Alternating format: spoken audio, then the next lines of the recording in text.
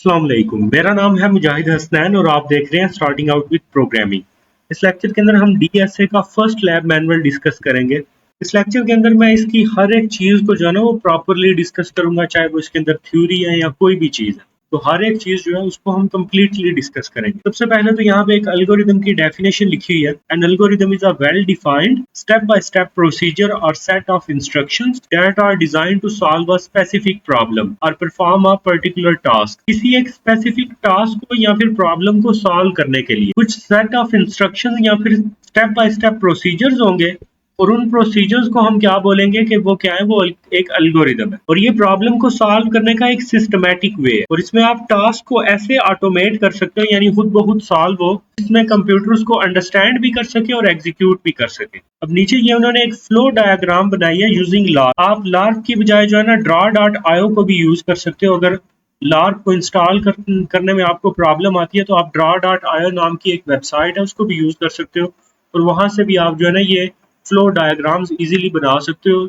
Simply बस आपने drag and drop करना है। अब यहाँ पे हो क्या रहा है, यहाँ से हम ले रहे हैं स्टार्ट। अब स्टार्ट लेने के बाद जो है ना हमारे पास एक लूप चल रहा है और लूप में हमारी जो इनिशियलाइजेशन की कंडीशन है ना, वहां पे हमारा जो आई, यूजुअली हम फॉर के लूप के अंदर आई यूज करते हैं तो क्या यूज कर रहे हैं, नम यूज कर रहे हैं। तो नम हमारा 1 से इनिशियलाइज होगा और कहाँ तक जाएगा, 1 से लेकर 10 तक जाएगा और नम के अंदर हर दफा जो है ना 2 प्लस होगा। और जब तक हमारी ये कंडीशन जो है ना ये ट्रू है, यानी हमारा जो नम है वो 1 से 10 के बीच बीच है, तो हमारी कंडीशन जब तक ये ट्रू होगी हम क्या करेंगे, स्क्रीन के ऊपर नम को जो है वो प्रिंट करते रहेंगे और इस प्रोसेस को जो है ना हम रिपीट करते रहेंगे। और रिपीट करने के बाद फिर जब हमारी कंडीशन फॉल्स हो जाएगी तो हमारा जो प्रोग्राम है या जो एल्गोरिदम है वो क्या हो जाएगा, एंड हो जाएगा। अब ये जो ऊपर फ्लो चार्ट था इसकी प्रोग्रामेटिक इम्प्लीमेंटेशन जो है ना वो कुछ यूं है। i is equal to 1, i less than और इक्वल टू 10 के 1 से लेकर 10 तक जो है ना हमारा लूप चलेगा। और यहाँ पे उन्होंने जो फ्लो चार्ट है उसके लिहाज से इन्होंने अपडेशन नहीं की इसके अंदर, बजाय इसके उन्होंने क्या कर दिया, यहाँ पे आई के अंदर हर दफा जो है ना वो 1 का इंक्रीमेंट हो रहा है, लेकिन स्टिल जो आउटपुट उस फ्लो चार्ट से आ रही थी वो आउटपुट स्टिल फिर भी ये प्रोग्राम निकालेगा, क्योंकि यहाँ पे उन्होंने एक इफ की कंडीशन लगा दिया है कि अगर हमारा i मॉडुलस 2 जो है ना वो 0 के इक्वल नहीं होता, क्योंकि 1 मॉडुलस 2 हमारे पास क्या आएगा, 1, तो 1 प्रिंट होगा। फिर उसके बाद 3 पे भी हमारी कंडीशन ट्रू होगी, फिर 5 पे कंडीशन ट्रू होगी, फिर 7 पे और देन 9 पे भी कंडीशन जो है वो ट्रू होगी। तो जो आउटपुट ऊपर फ्लो चार्ट से आ रही थी वही आएगी। बेसिकली जो फ्लो चार्ट से लूप बन के आना था ना, इन्होंने वैसे यहाँ भी ये वो गलत कर दिया। फ्लो चार्ट से जो बन के आना था वो आना था for int i is equal to 1, i less than और equal to 10, i plus equals 2 और फिर इसके अंदर सी आउट हो जाना था, सी आउट i एंड l। अब इससे क्या होना था कि हमारे पास सबसे पहले 1 प्रिंट होना था, फिर उसके बाद इसके अंदर 2 का इंक्रीमेंट होना था, देन 3 प्रिंट होना था, फिर उसके बाद हमारे पास 2 का इंक्रीमेंट, फिर 5, देन उसके बाद 7, देन 9। तो जो एक्चुअल में हमारे पास लूप बन के आना था वो ये वाला था। इन्होंने खैर यहाँ पे बेशक आउटपुट सेम प्रिंट हो रही थी लेकिन लॉजिक वो यूज नहीं की जो इन्होंने ऊपर फ्लो चार्ट में यूज की। आगे उस एल्गोरिदम की आउटपुट वो शो भी करवा रहे हैं। फिर उसके बाद हमारे पास कुछ एल्गोरिदम की ना प्रॉपर्टीज है। अब सबसे पहली प्रॉब्लम तो ये, सबसे पहली जो प्रॉपर्टी है वो है फाइनाइटनेस। अब एल्गोरिदम जो है ना वो एक फाइनाइट नंबर ऑफ स्टेप्स के बाद जो है ना उसको क्लोज हो जाना चाहिए, टर्मिनेट हो जाना चाहिए। अब सपोज करें कि अगर मैं कोई एक इनफाइनाइट लूप लगा देता हूँ और अगर मैं इनफाइनाइट लूप लगाऊंगा तो वो कोई एक फाइनाइट नंबर ऑफ स्टेप्स जिनको मैं काउंट कर सकता हूँ उसके अंदर कभी भी वो एंड ही नहीं होगा। तो एल्गोरिदम मेरे पास क्या होगा, वो फाइनाइट एल्गोरिदम नहीं होगा। तो एल्गोरिदम के अंदर हमारे पास क्या होनी चाहिए, फाइनाइटनेस होनी चाहिए। फिर उसके बाद है डेफिनेटनेस। अब इसके अंदर यह है कि हमारे जो एल्गोरिदम के स्टेप्स है ना वो प्रिसाइजली डिफाइंड होने चाहिए और उनके अंदर कोई भी एम्बिग्विटी नहीं होनी चाहिए, अनएम्बिगुअस होने चाहिए। यानी फॉर एग्जांपल अगर वो एल्गोरिदम में कहीं पे लिखता है इंक्रीमेंट ऑफ काउंटर वेरिएबल, अब इंक्रीमेंट ऑफ काउंटर वेरिएबल का क्या मतलब है कि हमारा जो वेरिएबल है ना उसके अंदर हमेशा जो है ना वो 1 का इंक्रीमेंट होगा, +1 होगा उसके अंदर। इंक्रीमेंट करने का यही मतलब होता है। और स्वैप टू वैल्यूज जो है ना इसका भी क्या मतलब होगा कि दो वैल्यूज जो है ना, दो वेरिएबल्स हैं जो उनकी जो वैल्यूज है वो आपस में स्वैप करनी है। तो ये हमारे पास क्या है, ये स्टेटमेंट्स है, ये अनएम्बिगुअस स्टेटमेंट्स है, इनमें जो हमारा मतलब है वो वाजे हो रहा है। तो हमारे पास एल्गोरिदम के अंदर जो है ना वो अनएम्बिगुअस चीज जो है ना वो होनी चाहिए, हर चीज प्रिसाइजली डिफाइंड होनी चाहिए। चीज को देखते ही हमें समझ आनी चाहिए कि इसका क्या मतलब है। फिर उसके बाद है इनपुट। अब कुछ एल्गोरिदम्स के अंदर जो है ना इनपुट हो सकती है, कुछ के अंदर जो है वो कोई इनपुट नहीं होगी। तो एल्गोरिदम के पास जो है ना वो 0 या मोर इनपुट्स हो सकती है। अब ये डिपेंड करता है कि हमारा एल्गोरिदम जो है ना वो काम क्या कर रहा है। अगर हमारा एल्गोरिदम जो है ना वो दो नंबर्स को ऐड कर रहा है, तो वो दो इनपुट्स लेगा और उन दो इनपुट्स को लेके फिर क्या करेगा, उनको ऐड करके रिटर्न करवा देगा या प्रिंट करवा देगा। लेकिन अगर हमारे पास कोई एक एल्गोरिदम है, वो कोई इनपुट नहीं ले रहा, उसने सिर्फ स्क्रीन के ऊपर कोई एक मैसेज जो है ना वो प्रिंट करवाना है, तो वो क्या करेगा, या फिर उसने कोई एक स्पेसिफिक वैल्यू जो है बस वो रिटर्न करवानी है, उसके अंदर हम कोई भी पैरामीटर पास नहीं करेंगे, वो कोई भी इनपुट नहीं लेगा। इनपुट बेसिकली वो वैल्यू होगी जो किसी भी एल्गोरिदम की एग्जीक्यूशन से पहले उसको प्रोवाइड की जाती है। उसके बाद है आउटपुट। एल्गोरिदम की इनपुट के केस में था कि हो सकता है कि कोई भी इनपुट ना हो या फिर जीरो से ज्यादा हो सकती है इनपुट, लेकिन आउटपुट के केस में है कि एटलीस्ट जो है ना कोई एक आउटपुट जो है ना उसकी लाजमी होगी, वन और मोर इनपुट्स जो है ना उसने लाजमी प्रोड्यूस करनी। यानी अगर मैं दो नंबर्स को जो है ना ऐड करवाना चाह रहा हूँ, तो जाहिर सी बात है अगर मुझे स्क्रीन के ऊपर जो है ना वो कोई वैल्यू शो नहीं होगी कि उस दो नंबर्स को ऐड करवा के मेरे पास क्या आंसर आया, मुझे कभी भी पता ही नहीं चलेगा कि एल्गोरिदम ने उनको ऐड करवाया भी है या नहीं करवाया। तो आउटपुट कोई ना कोई उसकी जो है ना वो लाजमी होनी चाहिए, एटलीस्ट वन आउटपुट मस्ट है। फिर उसके बाद है हमारे पास इफेक्टिवनेस। अब इफेक्टिवनेस में यह है कि कोई भी एल्गोरिदम जो हमने डिजाइन किया ना, चाहे वो किसी स्पेसिफिक प्रॉब्लम के लिए या फिर कोई जो है ना वो पर्टिकुलर टास्क परफॉर्म करने के लिए है, उसको वो इफेक्टिवली जो है ना परफॉर्म करे। अब इफेक्टिवली परफॉर्म करने का ये मतलब है कि अगर हम उसको कोई वैलिड इनपुट दे रहे हैं, तो उसके नतीजे में जो है ना हमारे पास वैलिड रिजल्ट आना चाहिए। यानी अगर हमने कोई एक एल्गोरिदम डिजाइन किया है जिसने हमें ये बताना है कि कोई नंबर जो है ना वो प्राइम नंबर है या नहीं है, अगर मैं उसको एक प्राइम नंबर दे रहा हूँ, लाइक अगर मैं उसको 7 जो है वो इनपुट में दे रहा हूँ, तो उसे इसको जो है ना इफेक्टिवली बताना चाहिए कि ये क्या है, प्राइम है। अगर मैं उसको इनपुट के अंदर 8 दे रहा हूँ, वो बताएगा कि ये क्या है, ये प्राइम नहीं है, नॉट प्राइम। जो भी उसको मैं इनपुट दे रहा हूँ ना, उसको उसने करेक्ट रिजल्ट अगर प्रोड्यूस किया तो इट मीन्स कि वो क्या है, वो एक इफेक्टिव एल्गोरिदम है। फिर उसके बाद है डिटर्मिनिज्म।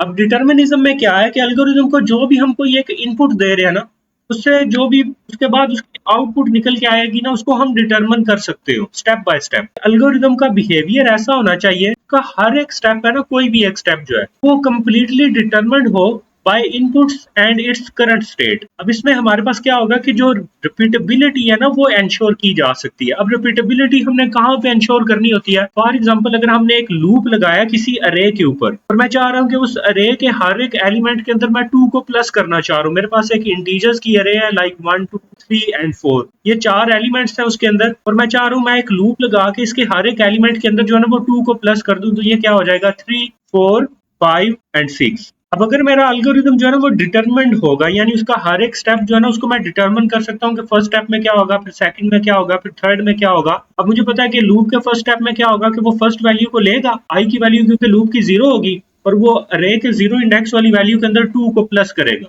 फिर इसी तरह जब आई की वैल्यू 1 होगी तो वो क्या करेगा कि 1 इंडेक्स के अंदर जो है ना वो 2 को प्लस करेगा। तो इस तरह मेरा एल्गोरिदम क्या है, वो एक डिटर्मिनिस्टिक एल्गोरिदम है। फिर उसके बाद है फीजिबिलिटी। अब समटाइम्स जो है ना मेरा जो एल्गोरिदम है ना वो ऑन पेपर जो है ना वो ठीक से काम कर रहा होगा कि मैं एक ऐसा एल्गोरिदम डिजाइन करूंगा जो एक स्पेसिफिक प्रॉब्लम को सॉल्व करेगा, लेकिन जो रिसोर्सेज उसको एलोकेट करने हैं ना, लाइक टाइम, मेमोरी और कंप्यूटिंग पावर, क्या वो उस चीज के लिए फिजिबल है भी या नहीं। अब यहाँ पे उन्होंने जो एग्जांपल लिया वो उन्होंने एक कम्प्लेक्स मैथमेटिकल प्रॉब्लम की एग्जांपल लिया कि क्या उसको हम जो है ना वो सॉल्व कर पाएंगे या नहीं। हो सकता है थ्योरेटिकली जो है ना वो सॉल्व हो सकती हो, या फिर ऑन पेपर उसको हम सॉल्व कर सकते हो, लेकिन एल्गोरिदम के जरिए जो है ना हम उसको सॉल्व ना कर सकते हो। इसमें आप एग्जांपल ले सकते हो कि जैसे हम जो है ना एक ग्राफ के अंदर शॉर्टेस्ट पाथ फाइंड कर सकते हैं, लेकिन अगर हमने जो है ना एक ऐसा पाथ फाइंड करना हो, लाइक ए से बी पे हमने जाना है और ए से बी पे हमने जाना है विद स्पेसिफिक कास्ट, उसकी कास्ट जो है ना हमारे पास कितनी हो, 10 कास्ट हो, तो हम 10 कास्ट वाला ही ए से बी पर जाने के लिए पाथ फाइंड करना हो, तो ये कंप्यूटर के लिए फिजिबल नहीं है। हो सकता है हम ऑन पेपर जो है ना उसको फाइंड कर ले, थ्योरेटिकली वो पॉसिबल हो जाए, लेकिन ऐसा एल्गोरिदम डेवलप करना जो एक स्पेसिफिक कास्ट वाला पाथ ही आपको ढूंढ के दे, ये मुमकिन कोई नहीं होगा। इसमें आप आइलर पाथ की भी एग्जांपल ले सकते हो कि आइलर का पाथ अगर हमने निकालना है ना किसी भी ग्राफ का, तो वो भी एल्गोरिदम के जरिए जो है ना वो पॉसिबल नहीं होगा। हो सकता है ऑन पेपर किसी ग्राफ का जो है वो आइलर पाथ निकल के आ जाता हो, लेकिन एल्गोरिदम आपको ना निकाल के दे। फिर उसके बाद है प्रिसीजन। अब ये जो प्रिसीजन है, ऊपर हमने वो जो डेफिनेटनेस पढ़ी है, ये तकरीबन वही चीज है कि हमारा एल्गोरिदम जो है वो वेल डिफाइंड होना चाहिए और उसके अंदर कोई भी एम्बिग्विटी नहीं होनी चाहिए। फिर उसके बाद है क्लैरिटी। अब क्लैरिटी भी तकरीबन वही चीज है कि हर चीज जो है वो क्लियरली एक्सप्रेस्ड होनी चाहिए, अंडरस्टैंडिंग अच्छी होनी चाहिए। मेरे ख्याल से इसको भी रिपीट करने की जरूरत नहीं। उसके बाद है हमारे पास मॉड्युलैरिटी। अब मॉड्युलैरिटी में हमारे पास क्या होता है कि एल्गोरिदम को जो है ना स्मॉलर मैनेजेबल मॉड्यूल्स के अंदर जो है ना डिवाइड कर दिया जाता है, यानी एक एल्गोरिदम को मल्टीपल फंक्शंस के अंदर भी आप ब्रेक कर सकते हो। ऐसा पार्ट जो बार बार बीच में रिपीट हो रहा है, तो आप क्या करो, उसका एक अलग से मॉड्यूल यानी एक अलग से फंक्शन बना दो और फिर उस फंक्शन या मॉड्यूल को आप कॉल कर लो। तो इससे क्या होगा कि प्रॉब्लम आपकी छोटे चंक्स के अंदर डिवाइड होगी, उसको मैनेज करना, रीड करना जो है ना वो ईजी हो जाए। फिर उसके बाद है ऑप्टिमैलिटी। अब ऑप्टिमैलिटी जो है ना ये टाइम और मेमोरी के लिहाज से होगा कि हमारा जो एल्गोरिदम है ना वो टाइम और मेमोरी के लिहाज से एफिशिएंट होना चाहिए। यानी अगर हमारी प्रॉब्लम का साइज जो है ना वो इंक्रीज कर रहा है ना, तो प्रॉब्लम के साइज के इंक्रीज करने से टाइम और मेमोरी जो है ना वो भी जो है ना वो एक्सपोनेंशियल इंक्रीज ना हो, उनके अंदर बहुत ग्रेजुअल जो है ना वो इंक्रीज आए। जाहिर सी बात है प्रॉब्लम का साइज इंक्रीज होगा तो टाइम और मेमोरी तो ज्यादा लगेगी ही लगे, लेकिन हमने जो है ना वो कोशिश करनी है कि कम से कम टाइम और मेमोरी जो है ना वो लगे। तो अगर हमारा एल्गोरिदम जो है ना वो बहुत अच्छा टाइम और मेमोरी जो है ना उसको यूटिलाइज कर रहा है तो फिर वो एक ऑप्टिमल एल्गोरिदम होगा। ऑप्टिमल का मतलब होगा आपके पास बेस्ट एल्गोरिदम। फिर उसके बाद है जनरैलिटी। अब जनरैलिटी से मुराद ये है कि एल्गोरिदम जो आप डिजाइन कर रहे हो ना वो किसी सिर्फ एक स्पेसिफिक प्रॉब्लम को सॉल्व ना करता हो। अब आप सपोज करो कि अगर जो है ना मैं अरे को सॉर्ट करना चाह रहा हूँ और मैं एक ऐसा एल्गोरिदम बनाता हूँ जो सिर्फ एक 10 साइज की अरे को ही जो है ना वो करता है, सॉर्ट करता है, और उसमें भी उस स्पेसिफिक अरे को सॉर्ट करता है जिसमें एक स्पेसिफिक तरतीब है कुछ एलिमेंट्स की, तो वो उनको पिक करके उनकी एक्चुअल लोकेशन पे ले जाता है और वो 10 साइज की जो अरे है वो सॉर्ट हो जाती है। लेकिन अगर उसको मैं वो तरतीब चेंज करता हूँ या फिर साइज जो है ना वो चेंज कर देता हूँ तो फिर वो एल्गोरिदम काम नहीं करता, फिर वो एक जनरल एल्गोरिदम नहीं है। यानी अगर मैं सॉर्टिंग के लिए कोई एक एल्गोरिदम बना रहा हूँ ना तो फिर उसको जितने साइज की भी अरे दो, जिस तरतीब की भी अरे दो, उसको चाहिए कि उसको सॉर्ट करके दे। एल्गोरिदम की कैरेक्टरिस्टिक के बाद फिर उसके बाद आ गया हमारे पास परफॉर्मेंस एनालिसिस। अब परफॉर्मेंस एनालिसिस के अंदर हम क्या करते हैं कि हमारा एल्गोरिदम जो है ना उसकी परफॉर्मेंस जो है ना वो मैयर की जाती है कि वो कितना एफिशिएंट है in term of time and space. उसको जो मेमोरी एलोकेट की जा रही है और उसको जो टाइम दिया जा रहा है क्या वो उसके अंदर इफेक्टिवली या एफिशिएंटली जो है ना वो अपनी कंप्यूटिंग पावर को यूटिलाइज करके प्रॉब्लम को सॉल्व कर रहा है। अगर तो ये केस है तो फिर तो उसकी परफॉर्मेंस बहुत अच्छी है, लेकिन अगर ये केस नहीं है तो फिर उसकी परफॉर्मेंस जो है वो डाउन। अब परफॉर्मेंस के अंदर सबसे पहले जो चीज है, जो मेन चीज है, वो है रिसोर्सेज की यूटिलाइजेशन। और इसके अंदर दो रिसोर्सेज होंगे हमारे पास, एक टाइम और दूसरा स्पेस। और जो टाइम और स्पेस है इनको हम टाइम कम्प्लेक्सिटी और स्पेस कम्प्लेक्सिटी से कैलकुलेट करेंगे। टाइम कम्प्लेक्सिटी जो है ना इसकी डेफिनेशन क्या है, time complexity quantifies the amount of time and number of basic operations an algorithm requires to complete its execution as a function or input size। तो ये बेसिकली हमारे पास क्या है, नंबर ऑफ एग्जीक्यूशंस है या फिर step count of an execution है। जितने स्टेप्स या जितना जो है ना नंबर ऑफ एग्जीक्यूशन एक एल्गोरिदम परफॉर्म करेगा किसी भी प्रॉब्लम को सॉल्व करने के लिए, वो उसका क्या होगा, टाइम कम्प्लेक्सिटी होगी उसकी। क्योंकि एक जो स्टेप या एग्जीक्यूट होता है ना किसी भी एल्गोरिदम का एक स्टेप, उसके लिए 1 मिली सेकेंड अमूमन लगता है। अगर हमारा एल्गोरिदम जो है वो 1000 मिली सेकेंड्स ले रहा है तो इट मींस कि उसने उस प्रॉब्लम को 1 सेकंड के अंदर सॉल्व किया। तो जितने स्टेप काउंट्स उसके ज्यादा होंगे उतना वो ज्यादा टाइम लेगा। फिर उसके बाद है स्पेस कम्प्लेक्सिटी। स्पेस कम्प्लेक्सिटी क्या करती है, ये मेजर करती है अमाउंट ऑफ मेमोरी और storage space an algorithm uses to solve a problem. किसी भी प्रॉब्लम को सॉल्व करने के लिए जितनी वो रैम की मेमोरी या स्टोरेज यूज करेगा वो क्या होगी, उसकी स्पेस कम्प्लेक्सिटी होगी। प्रॉब्लम का साइज इंक्रीज करने से हमारी जो स्पेस यूटिलाइजेशन है वो बहुत ज्यादा हो जाती है, वो कोई परफॉर्मेंस अच्छी नहीं दे रहा, यानी बहुत ज्यादा मेमोरी एफिशिएंट नहीं है वो। फिर उसके बाद है स्केलेबिलिटी। अब स्केलेबिलिटी में यह है कि हमारे एल्गोरिदम को जिस मर्जी साइज की जो है ना प्रॉब्लम दो, यानी अरे का साइज जितना मर्जी दे दो, उसको उसके ऊपर जो उसकी परफॉर्मेंस है ना वो अच्छी होनी चाहिए। अब ये ना हो कि हमने उसको एक बड़े साइज की अगर अरे दिया तो उसके ऊपर उसकी परफॉर्मेंस डाउन होगी या बहुत पुअर परफॉर्म कर रहा है। उसकी स्केलेबिलिटी अच्छी होनी चाहिए, बड़ी प्रॉब्लम के ऊपर उस एल्गोरिदम को खुद को स्केल करना आना चाहिए। फिर उसके बाद है रोबस्टनेस। अब एक रोबस्ट एल्गोरिदम क्या करेगा, वो एक वाइड रेंज ऑफ इनपुट्स और कंडीशंस जो है ना उनको हैंडल कर सकते हैं विदाउट फेलिंग और प्रोड्यूसिंग इनकरेक्ट रिजल्ट्स। अब ये काम हम कैसे करेंगे, जितने भी एज केसेस हैं यानी जो स्पेशल केसेस होंगे उन इनपुट से रिलेटेड, और जो अनएक्सपेक्टेड इनपुट्स हम उसको देंगे। अब सपोज करें ना मैंने एक एल्गोरिदम बनाया जो इंटीजर्स की वैल्यू जो है ना उनको सॉल्व कर रहा है, उनको सॉर्ट कर रहा है। तो अगर मैंने इंटीजर्स की वैल्यू को सॉर्ट करने के लिए एक एल्गोरिदम बनाया और मैं उसको जो है ना वो वैल्यूज दे देता हूँ स्ट्रिंग वैल्यूज, तो स्ट्रिंग वैल्यूज को जो है ना वो कैसे हैंडल करेगा उस सिचुएशन को। अब अगर उसने सारी सिचुएशन हैंडल की होगी तो जाहिर सी बात है उसने फिर डाटा टाइप का भी ख्याल किया होगा कि अगर इस फंक्शन के अंदर इंटीजर की बजाय कोई और स्पेसिफिक टाइप ऑफ डाटा आ जाता है तो उसको वो कैसे हैंडल करेगा, या फिर कैसे जो है ना वो स्क्रीन के ऊपर इससे रिलेटेड कोई मैसेज शो करेगा। तो अगर ये सारी चीजें हैंडल्ड है तो इट मींस कि वो हमारा क्या है, एक रोबस्ट एल्गोरिदम है। फिर उसके बाद है पैरेललाइजेशन। अब अगर आपने डीएसए का पेपर दिया तो आपको याद होगा कि उसमें सॉर्टिंग के कुछ एल्गोरिदम्स के बारे में उन्होंने पूछा हुआ था। कि कौन सा एल्गोरिदम जो है ना वो इन प्लेस है या आउट प्लेस है, और वहां पे उन्होंने ये लिखा हुआ था कि पैरेलल क्विक सॉर्ट या फिर पैरेलल मर्ज सॉर्ट। तो हमारा जो एल्गोरिदम है ना, अगर उसको हम पैरेलल में रन कर सकते हो, यानी जो उसकी प्रॉब्लम है, जाहिर सी बात है हम प्रॉब्लम को क्या करते हैं, डिवाइड कर देते हैं छोटे चंक्स के अंदर। अब वो छोटे चंक्स के अंदर जो प्रॉब्लम है, बजाय वो एक एक करके सॉल्व हो, वो पैरेलल में जो है ना वो सॉल्व हो जाए, क्योंकि हमारे पास जो है ना मल्टीपल कोर्स या फिर मल्टीपल सीपीयूज लगे होते हैं एक सिस्टम के अंदर। तो अगर उसको हम मल्टीपल सीपीयूज के अंदर पैरेलल में सॉल्व कर सकते हैं उस एल्गोरिदम के जरिए, तो ये भी जो है ना उसकी परफॉर्मेंस को जो है वो बूस्ट कर सकती है चीज। फिर उसके बाद है एनर्जी एफिशिएंसी। अब जाहिर सी बात है, अगर हमारा एक एल्गोरिदम जो है वो बहुत ज्यादा एनर्जी यूज कर रहा है, तो वो एनर्जी एफिशिएंट नहीं है। तो हमारे पास एल्गोरिदम्स जो है ना वो भी ऐसे होने चाहिए कि वो कम से कम एनर्जी को जो है ना वो यूज करें। अब ये जो हमने चीजें ऊपर पढ़ी है ना, वो सारी की सारी हो सकता है एक एल्गोरिदम के अंदर ना हो, क्योंकि सम टाइम्स जो है ना हमें ट्रेड ऑफ जो है ना वो लेने पड़ते हैं। हो सकता है कि हमें परफॉर्मेंस के बीच में जो है ना वो किसी एक एस्पेक्ट को जो है वो खुद से ही दबाना पड़े, हो सकता है स्केलेबिलिटी को या पैरेललाइजेशन को, या फिर हमें जो है ना वो टाइम को जो है वो दबाना पड़े, क्योंकि हमें जो है ना वो एक मेमोरी एफिशिएंट एल्गोरिदम चाहिए। अगर मेमोरी एफिशिएंट एल्गोरिदम चाहिए तो हमें टाइम ज़्यादा लगेगा। अगर हम चाह रहे हैं कि टाइम कम लगे तो फिर हमारी मेमोरी बहुत ज़्यादा यूटिलाइज होगी। तो हमें सम टाइम्स जो है ना वो कुछ चीज़ों के बीच में ट्रेड ऑफ यानी डिसाइड करना पड़ता है कि कौन सी चीज़ हमें चाहिए और उसके बदले में हम किस चीज़ की जो है ना वो कॉस्ट देंगे। उसके बाद उन्होंने एक एग्जांपल दिया जिसमें हम परफॉर्मेंस कैलकुलेट करेंगे कि ये एल्गोरिदम हमारा जो है ना वो कितना अच्छा परफॉर्म कर रहा है। अब ये हम इसमें चेक करेंगे, सबसे पहले इसका सिर्फ स्टेप काउंट जो है ना वो चेक करेंगे, यानी टाइम कम्प्लेक्सिटी जो है हम वो देखेंगे इसकी। अब यहाँ पे हमारे पास एक फॉर का लूप लगा हुआ है, और ये फॉर का लूप क्या कर रहा है कि 1 से लेकर 100 तक चल रहा है। हर दफा उसके अंदर 1 का इंक्रीमेंट आ रहा है और आई की वैल्यू जो है ना वो प्रिंट करवा रहा है।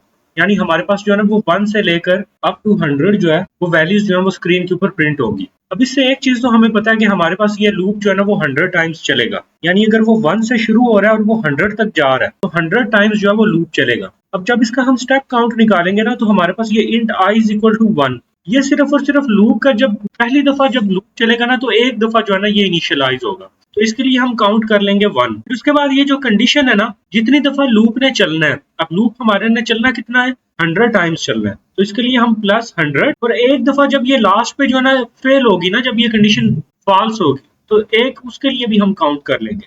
100 टाइम्स तो ये कंडीशन ट्रू होगी, लेकिन जब लास्ट में हमारी जो है ना 101 दफा हमारा आई की वैल्यू 101 होगी, तब ये फेल होगा, तो 1 उसके लिए भी काउंट कर लेंगे हम। फिर उसके बाद आई के अंदर इंक्रीमेंट कितने टाइम होगा, 100 टाइम्स होगा, तो इसके लिए भी हम 100 लिख लेंगे। अब ये जो अंदर वाली स्टेटमेंट है, ये अंदर वाली स्टेटमेंट कितनी दफा एग्जीक्यूट होगी, जितनी दफा हमारी ये कंडीशन जो है ना वो ट्रू रहेगी, और कंडीशन हमारी 100 टाइम्स जो है ना वो ट्रू रही है, तो ये अंदर वाली स्टेटमेंट जो है ये भी 100 टाइम्स एग्जीक्यूट होगी। अगर इस सारे को प्लस कर लें तो ये हमारे पास 302 बन जाएगा। अब यहाँ पे इन्होंने जो कैलकुलेट किया ना, वो 201 कैलकुलेट किया।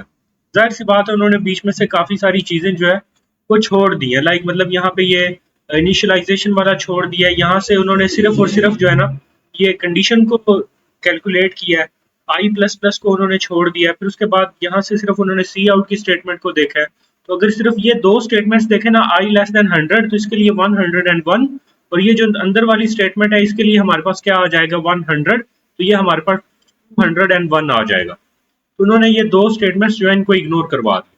फिर सेकंड एग्जांपल है, सेकंड एग्जांपल में भी उन्होंने सेम केस किया है कि उन्होंने यहाँ पे ये जो कंडीशन है, कंडीशन को सिर्फ चेक किया कि वो 0 से लेकर n तक जा रही है, लेस देन n तक, तो इट मीन्स कि वो कितने टाइम्स चल रही है, n टाइम्स चल रही है, और साथ में लास्ट टाइम जब वो फॉल्स होगा लूप तो +1 उसके लिए उन्होंने किया है।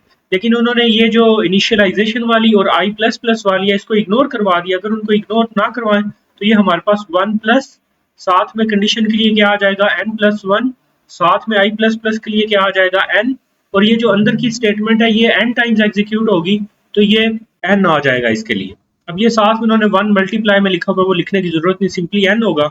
तो इस सारे को अगर हम प्लस करें तो हमारे पास ये क्या बन जाएगा, 3n+2 बजाय 2n+1 के। फिर इन दो एग्जांपल्स के बाद जो है ना आगे उन्होंने टाइम कम्प्लेक्सिटी को जो है ना वो डिटेल में डिस्कस किया हुआ, लाइक इसकी डेफिनेशन, इसकी कुछ नोटेशंस हैं, वो सारी चीजें जो है ना वो उन्होंने डिस्कस किया है। क्योंकि अभी तो हमने सिर्फ निकाला स्टेप काउंट, लेकिन इन स्टेप काउंट को हम किन नोटेशन से रिप्रेजेंट कर सकते हैं, उन नोटेशंस का मतलब क्या होगा, अब हम वो देखेंगे। सबसे पहले तो टाइम कम्प्लेक्सिटी की डेफिनेशन, ये किसी भी एल्गोरिदम का जो है ना वो कितने नंबर ऑफ ऑपरेशंस के अंदर या फिर कितने नंबर ऑफ एग्जीक्यूशंस के अंदर जो है ना वो किसी प्रॉब्लम को सॉल्व कर रहा है, तो उसका जो काउंट है वो क्या है, वो टाइम कम्प्लेक्सिटी है। सबसे पहले इसके अंदर आ जाएंगी एसिम्प्टोटिक नोटेशंस। अब एसिम्प्टोटिक नोटेशंस जो है ना ये हमारे पास कुछ ऐसी नोटेशंस है जिनको हम यूज करते हैं परफॉर्मेंस को एनालाइज करने के लिए या फिर किसी चीज की एफिशिएंसी को जो है ना एनालाइज करने के लिए with respect to its input size. किसी भी एल्गोरिदम को जो इनपुट साइज दिया जाएगा उसके लिहाज से जो है ना उस एल्गोरिदम की एफिशिएंसी या परफॉर्मेंस क्या है उसको एनालाइज करने के लिए हम क्या यूज करते हैं, एसिम्प्टोटिक नोटेशन। अब हमारे पास यहाँ पे हम 3 एसिम्प्टोटिक नोटेशन देखेंगे। सबसे पहले उसमें बिग ओ नोटेशन। अब जो बिग ओ नोटेशन है ना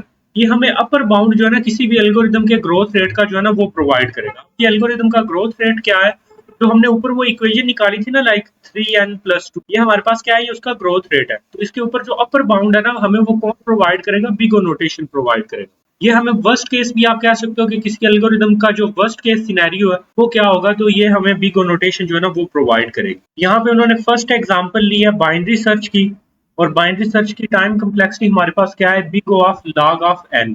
साथ में यहाँ पे बेस 2 भी आता है, ना भी लिखें तो टाइम कम्प्लेक्सिटी में बाय डिफॉल्ट जो है ना वो लॉग के साथ बेस 2 कंसीडर की जाएगी। बाइनरी सर्च की हमारे पास जो टाइम कम्प्लेक्सिटी है वो क्या है, वो लॉग ऑफ n। और अगर किसी एल्गोरिदम की time complexity log of n है तो इट मींस के वो अपनी इनपुट के लिहाज से जो है ना लॉग ऑफ n टाइम्स जो है ना वो टाइम जो है वो कंज्यूम करता है। यानी अगर इनपुट जो है ना वो है 8, तो 8 का अगर हम लॉग लें तो हमारे पास क्या आ जाएगा 3। तो 3 सेकंड्स या 3 मिली सेकंड्स के अंदर जो है ना इसको कंप्लीट कर दे। फिर एग्जांपल 2 के अंदर इन्होंने जो है ना लीनियर सर्च को यूज किया है। अब लीनियर सर्च में हमारे पास क्या होता है, लीनियर सर्च में अगर हमें एक अरे दी गई है ना जिसका साइज कोई भी आप नंबर ऑफ साइज जो है ना वो सपोज कर ले n साइज है उसका, तो हम क्या करते हैं कि पहले फर्स्ट एलिमेंट के साथ कंपैरिजन करते हैं, देन सेकंड के साथ करते हैं, देन थर्ड के साथ, देन फोर्थ के साथ, देन फिफ्थ के साथ, और फिर एंड तक जो है ना हम कंपैरिजन करते जाते हैं। और इस बीच में हमें कहीं पे अगर वो वैल्यू मिल जाएगी तो हम वहां से ट्रू रिटर्न करवा देंगे, वरना हम एंड तक जो है ना वो कंपैरिजन करते जाएंगे, तो हमें n कंपैरिजन जो है ना वो करने पड़ जाएंगे। अब यहाँ पे अगर आप देखो तो हमारे पास फाइंड एलिमेंट नाम का एक फंक्शन है जिसकी रिटर्न टाइप बूल है, ट्रू या फॉल्स रिटर्न करवाएगा। उसके अंदर एक पॉइंटर पास हो रहा है जिसमें हम एक अरे को पास कर सकते हैं, साइज पास हो रहा है, और एलिमेंट जो है ना वो 0 रखा गया है बाय डिफॉल्ट। अगर हम यहाँ पे कोई वैल्यू पास करेंगे तो ठीक है, अगर कोई वैल्यू पास नहीं करेंगे तो वो 0 को ढूंढना शुरू कर देगा उस अरे के अंदर से। अब हमने एक लूप लगाया जो 0 से लेकर लेस देन साइज तक जाएगा, और हर दफा उसके अंदर 1 का इंक्रीमेंट आएगा। अब इसका अगर हम स्टेप काउंट देखें तो हमारे पास क्या आ रहा है, इनिशियलाइजेशन के लिए 1, आई लेस देन साइज के लिए हमारे पास क्या आ जाएगा n+1, और आई प्लस प्लस के लिए हमारे पास क्या आ जाएगा n। फिर उसके बाद ये जिसके अंदर इफ की कंडीशन है ये भी n टाइम्स चेक होगी, और रिटर्न ट्रू वाली स्टेटमेंट जो है ना वो क्योंकि सिर्फ एक दफा ही एग्जीक्यूट होगी, क्योंकि हमारी कंडीशन जैसे ही ट्रू होगी रिटर्न ट्रू होगा हमारा लूप खत्म हो जाएगा, तो ये हमेशा सिर्फ एक दफा ही एग्जीक्यूट होगी रिटर्न वाली स्टेटमेंट। तो उसके लिए +1, फिर लूप से बाहर आके ये जो रिटर्न फॉल्स है इसके लिए भी हमारे पास क्या आ जाएगा, +1 आ जाएगा। तो ये सारे को अगर हम प्लस कर ले तो ये हमारे पास क्या आ जाएगा 3n, और साथ में आ जाएगा +4। अब इसमें हमारे पास ये जो n है ये क्या है, हमारे पास ये बीच में एक वेरिएबल टर्म है, ये भी कांस्टेंट है, ये भी कांस्टेंट है, इन कांस्टेंट्स को हम इग्नोर करवा देंगे, तो हमारे पास ये जो वेरिएबल टर्म है बीच में हमारे पास g ऑफ n क्या आ जाएगा, n आ जाएगा। अब ये जो n है इसको हम बिग ऑफ n की फॉर्म में अगर हम रिप्रेजेंट करें तो हम इसको u लिखेंगे, o लिखेंगे कैपिटल में, और फिर उसके बाद पैरेंथेसिस के अंदर हम n को लिख देंगे। तो हमारा ये जो फंक्शन है ये वाला फाइंड एलिमेंट वाला जिसके अंदर हम लीनियर सर्च को यूज कर रहे हैं, तो इसके अंदर हमारे पास इनपुट साइज जो है वो क्या है, वो n है। तो उसके रिलेशन में जो है ना ये बिग ऑफ n टाइम के लिहाज से जो है ना ये फंक्शन इंक्रीज कर रहा है, और यहाँ पे उन्होंने भी जो है ना इसकी यही निकाली है कि ये बिग ऑफ साइज या फिर बिग ऑफ n के लिहाज से जो है ना ये इसकी टाइम कम्प्लेक्सिटी आएगी। फिर उसके बाद है हमारे पास ओमेगा नोटेशन। अब जैसे हमारी जो बिग ओ नोटेशन है वो वर्स्ट केस जो है वो प्रोवाइड करती है या फिर अपर बाउंड प्रोवाइड करती है, ओमेगा नोटेशन जो है ना ये हमें लोअर बाउंड या फिर बेस्ट केस जो है ना वो प्रोवाइड करेगी, यानी जो मिनिमम टाइम लग सकता है उस एल्गोरिथम के अंदर किसी भी चीज को सॉल्व करने के लिए या ढूंढने के लिए। अब इसमें उसने एग्जांपल लिया है, सबसे पहले एग्जांपल लिया उसने बोला कि अगर हमारे किसी एल्गोरिथम की जो टाइम कम्प्लेक्सिटी है वो ओमेगा ऑफ n स्क्वायर है, तो इट मींस कि वो कभी भी किसी भी सूरत में भी जो है ना वो n स्क्वायर से नीचे जो है ना उससे स्लोअर ग्रोथ पे नहीं आएगा, हमेशा जो है वो n स्क्वायर या उससे ज्यादा वाली ग्रोथ ही उसकी होगी। दूसरी एग्जांपल जो है उसमें फिर उसने लीनियर सर्च को यूज किया। अब लीनियर सर्च के अंदर जो है ना हमारे पास जो बेस्ट केस है वो बिग ऑफ 1 पे आ सकता है। ऊपर हमने उसका वर्स्ट केस देखा था वो था बिग ऑफ n। लेकिन जो इसका बेस्ट केस है उसको हम अगर कैलकुलेट करें तो वो हमारे पास जो है ना ओमेगा ऑफ 1 या बिग ऑफ 1 उसको लिख सकते हो आप। तो यूजुअली बेस्ट केस को रिप्रेजेंट करने के लिए हम ओमेगा नोटेशन यूज करते हैं, तो हम ओमेगा ऑफ 1 उसको लिखेंगे। अब ये कैसे जो है ना वो बिग ऑफ 1 के अंदर कैलकुलेट करेगा। सपोज कर ले मेरे पास एक अरे है, उस अरे में वेरी फर्स्ट लोकेशन जो है ना वहां पे स्टोर्ड है 2, और मैं उस अरे में से 2 को ही ढूंढना चाह रहा हूँ। तो मेरे पास ये वाला लूप रन होगा, आई की वैल्यू 0 होगी, आई लेस देन 0 कैलकुलेट होगा, देन उसके बाद आई प्लस प्लस तो खैर बाद में होगा। उस जैसी कंडीशन ट्रू होगी हम लूप के अंदर आएंगे, लूप के अंदर आगे हमारी इफ की कंडीशन चेक होगी कि मैं 2 को ढूंढना चाह रहा हूँ और अरे ऑफ आई यानी अरे ऑफ 0 0 इंडेक्स के ऊपर भी क्या वैल्यू है 2 पड़ी हुई है। तो फौरी तौर पे कंडीशन ट्रू हुई, रिटर्न ट्रू हुआ, और रिटर्न ट्रू हो गया हमारी जो है ना वो जो लूप है वो भी एंड हो जाएगा और जो फंक्शन है वो भी क्लोज हो जाएगा। अब ये जो सारे स्टेप्स हैं यानी आई इज इक्वल टू 0, ये कितने स्टेप्स में होगा, एक में। कंडीशन हमारी कितनी बार चेक हुई, सिर्फ एक दफा, आई प्लस प्लस हुआ ही नहीं। फिर उसके बाद हमारी ये जो कंडीशन है ये कितनी दफा चेक हुई, ये भी एक दफा ही चेक हुई, और फिर रिटर्न ट्रू हुआ तो ये भी एक दफा ही एग्जीक्यूट हुआ। तो टोटल जो है ना 4 स्टेप्स के अंदर जो है ना हमने जो है ना वैल्यू हमारी हमें मिल गई। अब 4 क्या है हमारा, ये कांस्टेंट है, तो इसको हम जो है ना ओमेगा ऑफ 1 लिख सकते हैं, यानी कांस्टेंट को हम हमेशा 1 लिख सकते हैं टाइम कम्प्लेक्सिटी के केस के अंदर। अब लीनियर सर्च के केस में जो है ना हमें जो बेस्ट केस है हमारा वो ओमेगा ऑफ 1 के अंदर कैलकुलेट हो जाएगा। अब ये हर एल्गोरिदम के ऊपर डिपेंड करता है कि उसका बेस्ट केस क्या होगा। कुछ एल्गोरिदम्स ऐसे भी हैं कि उनको अगर प्रॉब्लम ऑलरेडी सॉर्टेड दें भी ना तब भी वो अच्छा खासा टाइम लेते हैं। फॉर एग्जाम्पल अगर आपके पास जो है ना सिलेक्शन सॉर्ट है ना, अब सिलेक्शन सॉर्ट में ये है कि अगर आप इसको जो है ना सॉर्टेड अरे दो चाहे अनसॉर्टेड अरे दो, ये दोनों के ऊपर जो है ना वो एन स्केयर का ही टाइम लगाएगा। तो चाहे इसको हम प्रॉब्लम सॉल्व दे रहे हैं या अनसॉल्व प्रॉब्लम दे रहे हैं, ये दोनों के ऊपर एन स्केयर का ही टाइम लगाएगा। तो यानी इसका वर्स्ट और बेस्ट दोनों क्या होंगे, एन स्केयर ही होंगे। उसके बाद हमारे पास एक थर्ड नोटेशन है, और थर्ड नोटेशन है थीटा नोटेशन। थीटा नोटेशन को आप टाइट बाउंड भी बोल सकते हो, इसको आप जो है ना अपर और लोअर बाउंड के बीच में एवरेज भी बोल सकते हो, कि ये अपर और लोअर बाउंड के बीच में क्या हमें देता है कि एक एवरेज वैल्यू देता है। इसमें उसने फर्स्ट एग्जांपल लिया कि अगर हमारे पास जो है ना किसी एल्गोरिदम की जो टाइम कम्प्लेक्सिटी वो थीटा ऑफ एन है, तो थीटा ऑफ एन का मतलब है कि अगर उसको आप एक उस प्रॉब्लम का जो सोल्यूशन है ना वो nth नंबर के ऊपर पड़ा हुआ है अरे के अंदर, तो उसको उतना टाइम लग जाएगा। अब इस चीज का मतलब क्या है वो मैं बताता हूँ। अब जैसे आपने देखा कि जो लीनियर सर्च है वो वर्स्ट केस में जो है वो बिग O ऑफ एन का टाइम ले रही है, और बेस्ट केस के अंदर जो है वो ओमेगा ऑफ 1 का टाइम ले रही है। अब ओमेगा ऑफ 1 का टाइम क्यों था, क्योंकि जो वैल्यू थी वो 0 इंडेक्स के ऊपर ही पड़ी हुई थी। और ओमेगा ऑफ और बिग ऑफ एन का टाइम क्यों था, कि हो सकता है कि वो जो वैल्यू हम ढूंढ रहे हैं वो अरे के सबसे लास्ट इंडेक्स पे हो, या फिर जो है वो अरे के अंदर हो ही ना, तो हमें सारी वैल्यूज के साथ जो है ना वो कंपैरिजन करना पड़ रहा है। लेकिन अगर हमारे पास जो है ना वो फिफ्थ लोकेशन के ऊपर पड़ी हुई है, अरे का साइज है हमारा 10 और फिफ्थ लोकेशन के ऊपर वैल्यू पड़ी हुई है, तो पांचवें कंपैरिजन के बाद हमें क्या होगा, वो वैल्यू मिल जाएगी। अगर वो वैल्यू जो है वो सेवंथ लोकेशन के ऊपर पड़ी है तो हमें क्या होगा, वो सातवें कंपैरिजन के बाद वैल्यू मिल जाएगी। अगर वो हमारी वैल्यू जो है वो नाइन्थ लोकेशन के ऊपर पड़ी हुई है तो हमें नाइन्थ कंपैरिजन के बाद वैल्यू मिल जाएगी। इसी तरह अगर वो nth लोकेशन के ऊपर वैल्यू पड़ी हुई होगी तो हमें जो है ना वो nth कंपैरिजन के बाद जाके वो वैल्यू मिलेगी। तो इसमें हमने एग्जैक्ट बताना होगा। अब ये जाहिर सी बात है हमें हमेशा तो पता नहीं होगा जो वैल्यू हम लीनियर सर्च में ढूंढना चाह रहे हैं वो कहाँ पे पड़ी हुई है। तो हम क्या करेंगे कि हम उसके लिए भी क्या बोलेंगे कि हमारे पास थीटा ऑफ एन का ही टाइम लगेगा। अगर हमने फर्स्ट वैल्यू ढूंढनी होगी तो हमें कितना टाइम लगेगा, ओमेगा ऑफ 1 का टाइम लग जाएगा। अगर हमने सेकंड वैल्यू ढूंढनी है तो हमें 2 कंपैरिजन करना पड़ेंगे। अगर हमने थर्ड वैल्यू ढूंढनी है तो हमें 3 कंपैरिजन करना पड़ेंगे। अगर फोर्थ इंडेक्स के ऊपर है तो 4। तो ऑन एवरेज हमें कितना टाइम लग गया, यानी अगर हमने बेस्ट केस क्या है हमारे पास 1 का, वर्स्ट केस हमारे पास क्या है n का, तो n+1 हमारे पास क्या हो जाएगा, n+1 आ जाएगा, डिवाइडेड बाय इसको 2 करेंगे, एवरेज लें तो हमारे पास फिर भी क्या आएगा, n ही आएगा। क्योंकि ये 1 और 2 क्या है, ये कांस्टेंट है, तो ये इग्नोर होके हमारे पास क्या आएगा, n ही आएगा। आगे फिर वही लीनियर सर्च वाली एग्जांपल है जो ऊपर हमने डिस्कस कर लिया। अब यहाँ पे कुछ प्री लैब एक्टिविटीज हमें दी हैं, इसमें हमें उन्होंने एक एल्गोरिदम दिया है और इस एल्गोरिदम का वो बोल रहे हैं कि आपने जो है ना वो स्टेप काउंट जो है ना वो आपने निकाल के देना है। तो इसमें वो बोल रहे हैं कि अटेम्प्ट करें टाइम इक्वेशन इसकी निकालने की। अब इसकी टाइम इक्वेशन हम कैसे निकालेंगे, जैसे ये वाला जो फंक्शन है ये कॉल होगा तो सबसे पहले इसमें ये एक स्टेटमेंट लिखी हुई है, इसके लिए हम 1 काउंट कर लेंगे क्योंकि एक ही दफा जो है ना ये काउंट होगी। फिर उसके बाद ये जो दूसरी स्टेटमेंट है इसके लिए हम 1 काउंट कर लेंगे क्योंकि ये भी हमारे पास एक ही दफा एग्जीक्यूट होगी। फिर उसके बाद एक लूप लगा हुआ है हमारे पास, लूप जो है वो 0 से लेकर लेस देन साइज तक जा रहा है।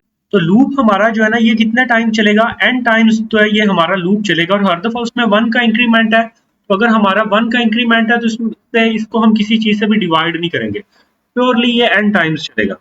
अब ये जो हमारे पास i इज इक्वल टू 0 है ये भी 1 टाइम्स एग्जीक्यूट होगा, 1 इसके लिए आ जाएगा। i लेस देन साइज के लिए हमारे पास n प्लस 1 आएगा क्योंकि n टाइम्स लूप ने चलना है और साथ में प्लस 1 जब कंडीशन फॉल्स होगी। i प्लस प्लस के लिए भी हम n लिख लेंगे। फिर उसके बाद ये जो इफ की कंडीशन है, ये इफ की कंडीशन जो है ये n टाइम्स चेक होगी, लूप की हर एक आइट्रेशन के ऊपर ये चेक हो। अब हो सकता है कि लूप की हर एक आइट्रेशन के ऊपर ये ट्रू हो सकता है कि लूप की हर एक आइट्रेशन के ऊपर ये ट्रू ना हो। अब ये हमें कैसे पता चलेगा कि लूप की हर एक आइट्रेशन के ऊपर ये ट्रू होगी या नहीं होगी? अब सपोज करें ना कि अगर मेरी कंडीशन कुछ इस तरह की होती, इफ आई मॉडुलस 2 इक्वल्स 0, के जो भी वैल्यू है आई की, क्या उसका मॉडुलस जो है वो 2 के इक्वल होगा या नहीं।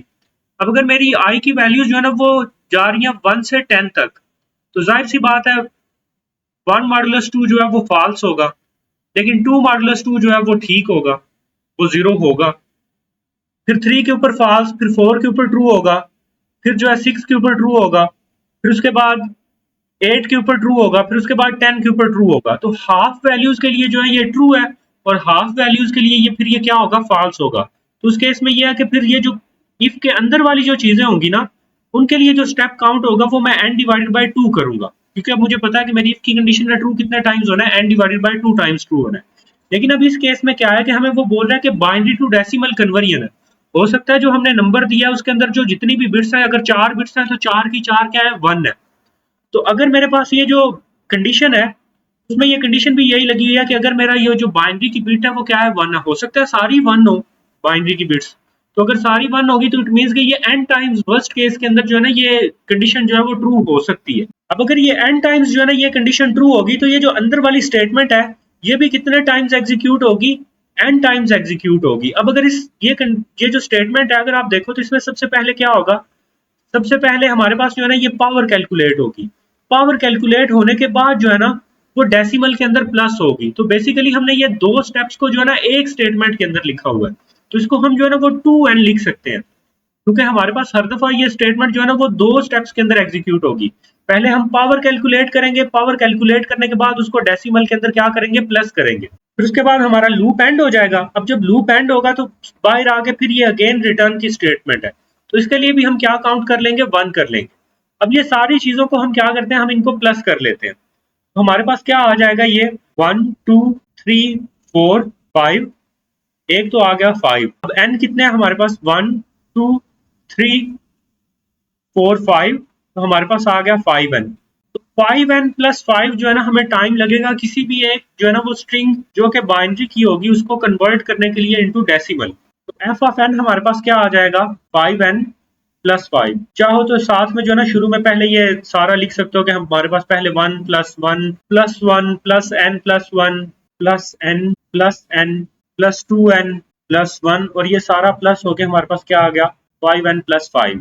अब आगे वो कुछ हेल्पिंग मटेरियल बता रहा है कि आपकी जो रिकमेंडेड टेक्स्ट बुक है एडम ड्रोजडिक की, का जो सेकंड चैप्टर है उसका 2.1 से 2.4 तक अगर आप रीड कर लोगे तो उसके अंदर भी है यही टाइम कॉम्प्लेक्सिटी की डेफिनेशन और उसकी ये जो 3 नोटेशंस है उनके बारे में जिक्र किया हुआ है। और फिर नीचे है कि ये उन्होंने वीडियो लिंक भी दिया हुआ है, ये करप्ट है लिंक, ओपन किया था, इसमें कोई वीडियो नहीं है। अब आगे उन्होंने जो है ना कुछ इक्वेशंस दिया टाइम इक्वेशन को, और वो बोल रहे हैं कि इसका बिग ओ नोटेशन जो है ना वो निकाल के। अब यहाँ पे हमारे पास वेरिएबल टर्म्स कौन कौन सी है, एक तो ये n है, दूसरा हमारे पास n स्क्वायर है। अब n और n स्क्वायर में हमारे पास बड़ा कौन सा है, n स्क्वायर है। तो हमारे पास डोमिनेटिंग टर्म कौन सी है, n स्क्वायर है, तो हमारे पास क्या आ जाएगा, big O of n square. फिर उसके बाद हमारे पास यहाँ पे है n square plus 3 multiply by log of n। अब प्लस के केस में हमारे पास क्या था कि अगर n स्क्वायर और n जो है ना दोनों प्लस हो रहे हैं, उन दोनों में हमने डिसाइड करना है कि डोमिनेटिंग कौन सा है। लेकिन अगर जो दो टर्म्स है वो मल्टीप्लाई हो रही है, जैसे ये वाली टर्म और ये वाली टर्म, तो मल्टीप्लाई के केस में जो है ना हम दोनों को इग्नोर नहीं करवाएंगे। अब यहाँ से जो प्लस 3 है ये क्या है, ये कांस्टेंट है, इसको बीच में से इग्नोर करवा देंगे क्योंकि ये प्लस हो रहा था। बाकी जो चीप पार्ट है वो हम उसका साथ ही रखेंगे, like n square multiply by log of n, और इस सारे के बाद हम क्या लगा देंगे, बिग ओ नोटेशन। फिर उसके बाद अगेन ऐसे ये क्वेश्चन है जिसमें हमारे पास n plus 1 multiply by log of n square +1। अब यहाँ पे हमारे पास जो है ना इसको थोड़ा सा सॉल्व करना पड़ेगा। पहले हमारे पास क्या आ जाएगा, इसमें से हम कांस्टेंट जो है वो बीच में से निकालेंगे, ये +1 और +1 जो प्लस कांस्टेंट हो रहे थे उनको हम निकाल देंगे, तो ये हमारे पास आ जाएगा n multiply by log of n square. अब किसी भी log जिस वैल्यू का हम ले रहे हैं अगर उसका स्क्वायर आ रहा है तो ये स्क्वायर शुरू में आ जाएगा, तो ये हमारे पास आ जाएगा n multiply by 2 multiply by log of n। अब अगेन ये 2 हमारे पास क्या है, कांस्टेंट है, इसको भी इग्नोर करवा देंगे, हमारे पास क्या आ जाएगा n log n आ जाएगा। तो इसकी जो टाइम कम्प्लेक्सिटी है वो क्या आ जाएगी, big of n log n आ जाएगी।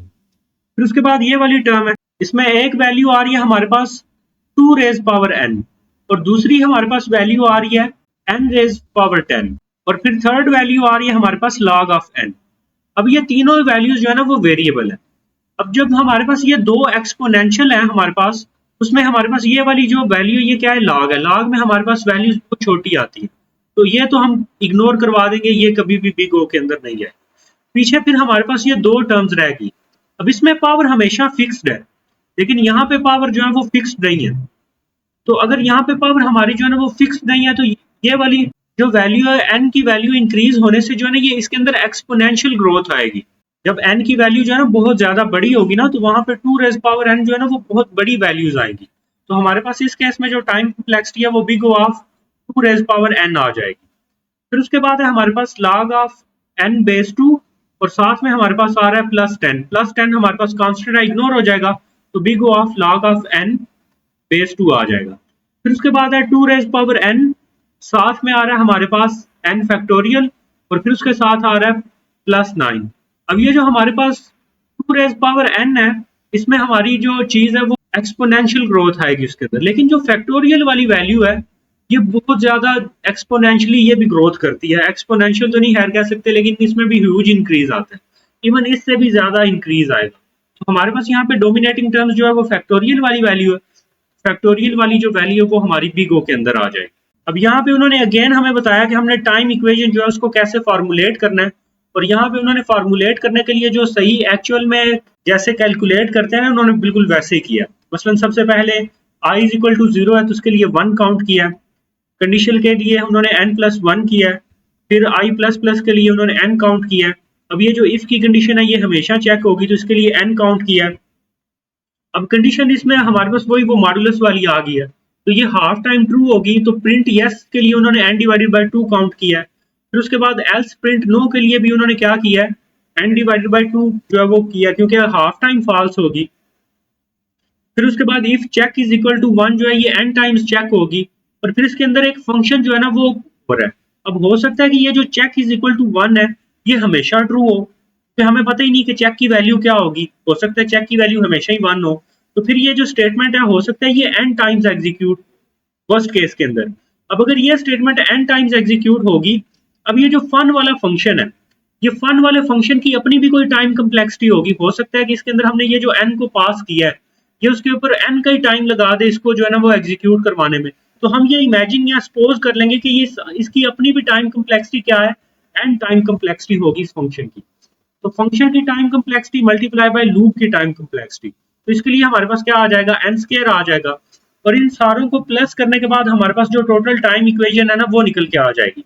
और वो टाइम इक्वेशन में हमने ये सारी वैल्यू प्लस की, प्लस करने के बाद हमारे पास आ गया n² + 5n + 2, और इसमें हमारे पास डोमिनेटिंग टर्म क्या है, n² है, तो हमारे पास टाइम कम्प्लेक्सिटी आ जाएगी बिग O ऑफ n²।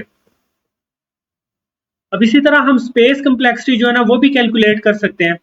अब स्पेस कम्प्लेक्सिटी में हम क्या कैलकुलेट करेंगे, हम देखेंगे कि हर एक वेरिएबल को कितनी मेमोरी जो है वो यूटिलाइज हुई है, और इनपुट साइज इंक्रीज होने पे क्या मेमोरी यूटिलाइजेशन इंक्रीज होगी, अगर होगी तो फिर देन हम जो है ना उसको एज n काउंट करेंगे। एल्स अगर हमारी जो स्पेस है ना अगर वो इनपुट साइज इंक्रीज होने से इंक्रीज नहीं होती तो उसको हम कांस्टेंट ही रखेंगे। सबसे पहले यहाँ पे हमारे पास इंट i = 0 एक वेरिएबल डिक्लेयर हुआ है, इंटीजर का है।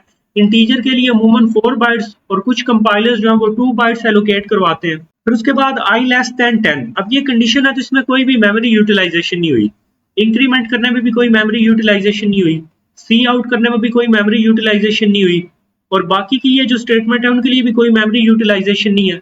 तो हमारे पास इस पूरे एल्गोरिदम के लिए सारी की सारी स्पेस कम्प्लेक्सिटी क्या है 2 बाइट्स, और वो भी क्या है, वो कांस्टेंट है।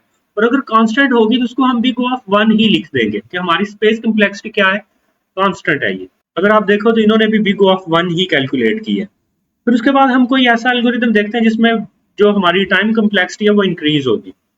अब सबसे पहले तो ये है कि हमारे पास एक ये लूप चल रहा है। अब लूप जो है ना, हम ये पहले ये देख लेते हैं कि लूप ने कितने टाइम्स चलना है। 0 से लेकर n तक जाएगा और हर दफा उसमें 1 का इंक्रीमेंट है, तो इट मींस कि लूप ने कितने टाइम्स चलना है, n टाइम्स चलना है। अब ये जो इसका इनिशियलाइजेशन वाला पार्ट है, इसके लिए 2 बाइट्स मेमोरी एलोकेट होगी या 4 बाइट्स। फिर उसके बाद इसके अंदर एक स्टेटमेंट है, और वो जो स्टेटमेंट है हमारी वो n टाइम्स एग्जीक्यूट होगी, क्योंकि लूप ने जो है n टाइम्स एग्जीक्यूट होना है। और इसके अंदर क्या हो रहा है कि हम मेमोरी एलोकेट कर रहे हैं जिसका साइज है n। अब अगर ये नीचे वाली स्टेटमेंट ना होती, ये वाली, तो क्या होना था कि जब i की वैल्यू 0 होनी थी तब ये स्टेटमेंट एग्जीक्यूट होनी थी, n टाइम मेमोरी यूटिलाइज होनी थी, क्योंकि n टाइम की हम मेमोरी एलोकेट कर रहे हैं इस पॉइंटर को। फिर उसके बाद जब i की वैल्यू 1 होनी थी, अगेन हमें जो है ना वो n साइज की एक मेमोरी एलोकेट करना पड़नी थी, और ये वाली जो मेमोरी हमने एलोकेट की थी ये डिलीट भी नहीं हुई। फिर जब i की वैल्यू 2 होनी थी तब भी हमें कैलकुलेट करना पड़नी थी, i की मेमोरी जो है ना n साइज की मेमोरी एलोकेट करना पड़नी थी। और जब हमारी nth जो है ना वो एग्जीक्यूशन होनी थी, अगेन हमें जो है ना वो n साइज की मेमोरी एलोकेट करना पड़ती। तो लूप हमारा कितनी दफा चला, n टाइम्स। हर दफा कितनी मेमोरी एलोकेट हुई, n साइज की। n मल्टीप्लाई बाय n क्या हो जाएगा, n स्क्वायर हो जाएगा। लेकिन अब यहाँ पे आप देखो तो यहाँ पे क्या हो रहा है कि हम साथ साथ उसको डिलीट भी करवा रहे हैं हर इटरेशन के ऊपर। यानी i की वैल्यू जब 0 थी तो तब जो मेमोरी एलोकेट हुई, जैसे ही i की वैल्यू 1 होगी तो ये डिलीट हो गई। फिर उसके बाद जैसे ही i की वैल्यू 2 हुई तो ये वाली n की जो वैल्यू 1 के में एलोकेट हुई थी वो डिलीट होगी। फिर जब i की वैल्यू 3 होगी तो जो 2 में वैल्यू एलोकेट हुई तो वो हमारी जो है ना वो क्या होगी, वो डिलीट होगी। तो पूरी एग्जीक्यूशन के दौरान हमेशा जो टाइम स्पेस जो है ना वो एलोकेट होती थी उसका साइज n ही रहा है, n से ऊपर नहीं गया। तो उस केस में इसलिए फिर हमने क्या लिखा है, सिर्फ n बाइट्स लिखा है। अगर ये डिलीट वाली स्टेटमेंट ना होती तो हमने क्या करना था, इसको n स्क्वायर बाइट्स लिखना था। लेकिन डिलीट वाली स्टेटमेंट की वजह से ये क्या होगा, n बाइट्स होगा। और अगर इसके अंदर जो स्पेस कम्प्लेक्सिटी है वो n बाइट्स आ रही है, अब ये सारी जो है ना वो वैल्यूज को प्लस करने पे हमारे पास क्या आ जाएगा, 2 प्लस n प्लस 0 प्लस 0। तो इसके लिए हमारे पास जो है वो जो स्पेस कम्प्लेक्सिटी है वो बिग ऑफ n आ जाएगी, क्योंकि डोमिनेटिंग टर्म क्या है, n है। फिर उसके बाद उन्होंने लीनियर सर्च की एग्जांपल ली है कि लीनियर सर्च के अंदर जो है ना हमें कितना टाइम लगेगा। और ये ऊपर हमने ऑलरेडी वैसे डिस्कस कर लिया हुआ है कि हमें इसके अंदर बिग ऑफ n का टाइम लगेगा, तो इसको हम अगेन डिस्कस नहीं करेंगे। नीचे फिर से उन्होंने लीनियर सर्च की एग्जांपल दी है, जो सेम एग्जांपल हमने ऊपर डिस्कस की थी। फिर उसके बाद है हमारे पास बबल सॉर्ट। अब बबल सॉर्ट का भी यहाँ पे उन्होंने जो है ना वो लिखा हुआ है एल्गोरिदम, और इसकी भी टाइम कम्प्लेक्सिटी उन्होंने यहाँ पे निकाली हुई है, बिग ऑफ n स्क्वायर है। अगर आगे इसका कोड होगा तो वो कोड से हम इसको जो है ना वो डिस्कस कर लेंगे कि ये n स्क्वायर कैसे है। अब बबल सॉर्ट के अंदर हमारे पास एक अरे पास हो रही है और उसका साइज पास हो रहा है। साइज को आप साइज नाम की बजाय ना आप n सपोज कर लो कि साइज क्या है, n है। अब हमारे पास एक लूप चल रहा है फार का, 0 से शुरू हो रहा है और साइज -1 तक जा रहा है। तो हमारा ये जो लूप है ये कितने टाइम्स चलेगा, n-1 टाइम्स चलेगा। अब इसके लिए स्टेप काउंट देखते हैं। स्टेप काउंट में हमारे पास क्या होगा, i की वैल्यू 0, जब 0 इनिशियलाइज होगी इसके लिए 1, और कंडीशन है जो इसके लिए हमारे पास आता है n+1। अब लूप ने चलना कितनी दफा है, n-1 टाइम्स, तो उसमें +1 करेंगे तो सिर्फ n आ जाएगा। i के अंदर इंक्रीमेंट कितने टाइम्स होगा, +n-1 टाइम्स इंक्रीमेंट होगा। अब क्योंकि इस लूप ने चलना कितने टाइम्स है, n-1 टाइम्स, तो इसके अंदर जितनी भी स्टेटमेंट है वो कितनी दफा एग्जीक्यूट होंगी, वो n-1 टाइम्स एग्जीक्यूट होगी। तो साथ में आ जाएगा हमारे पास +n-1, और अंदर जितनी भी स्टेटमेंट्स है उन सारे के साथ जो है ना ये मल्टीप्लाई होगा। अब अंदर इसके अगेन एक फार का लूप है जो 0 से शुरू हो रहा है, तो ये सबसे पहले तो ये j = 0 के लिए हम क्या लिख लेंगे, 1 लिख लेंगे। फिर उसके बाद हमारे पास j लेस देन है साइज -i-0। तो हमारे पास जब भी ये कंडीशन के अंदर जो आउटर लूप है ना का i इन्वॉल्व हो जाएगा, चाहे यहाँ पे j = i हो जाए और कंडीशन आगे जो है ना हमारे पास क्या होती है, j लेस देन साइज होता, चाहे हमारे पास जो है ना यहाँ पे j = 0 आया और कंडीशन में i आ गया। जब भी आउटर लूप का वेरिएबल अंदर इन्वॉल्व हो जाएगा ना, तो जितने टाइम्स ये लूप चल सकता है ना एट मैक्स, अब ये 0 से लेकर हो सकता है i की वैल्यू भी 0 हो, तो इसने हमारे पास कितने टाइम्स चलना है, n-1 टाइम्स चलना है, क्योंकि उसमें से हर दफा जो -1 जो है वो हो रहा है। तो साथ में जब हमारे पास बीच में आई भी इन्वॉल्व होगा, आउटर लूप का वेरिएबल, हम इसको 2 से डिवाइड कर देंगे।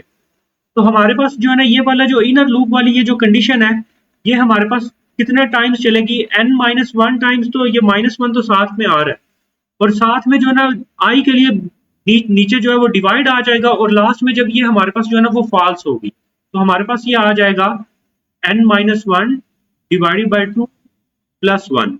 और j प्लस प्लस के लिए क्या आ जाएगा, प्लस n-1 डिवाइडेड बाई 2।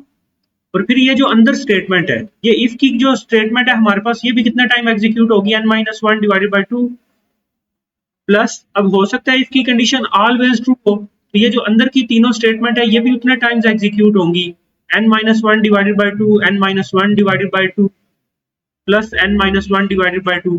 अब ये जो n-1 है, जब ये अंदर मल्टीप्लाई होगा, जब ये अंदर मल्टीप्लाई होगा, तो हमारे पास यहाँ पे जो है ना वो n स्क्वायर बनेंगे, n स्क्वायर बनेंगे। तो इस पूरे लूप के अंदर जो डोमिनेटिंग टर्म है, सारी इक्वेशन निकालने पे वो कौन सी वैल्यू होगी, n स्क्वायर की होगी। तो हमारे पास इसकी जो टाइम कम्प्लेक्सिटी है वो क्या बन जाएगी, big O of n square बन जाएगी। फिर उसके बाद उन्होंने हमें एक टास्क दिया हुआ है, इसमें हमने स्टेप काउंट निकालना है और साथ में टाइम इक्वेशन जो है उसको कंस्ट्रक्ट करना है, और फिर बिग O नोटेशन के अंदर हमने जो आंसर है उसका टाइम कम्प्लेक्सिटी का वो बताना है।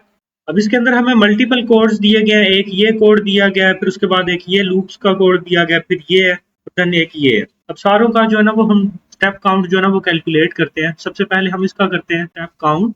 अब यहाँ पे सबसे पहले है sum is equal to 0।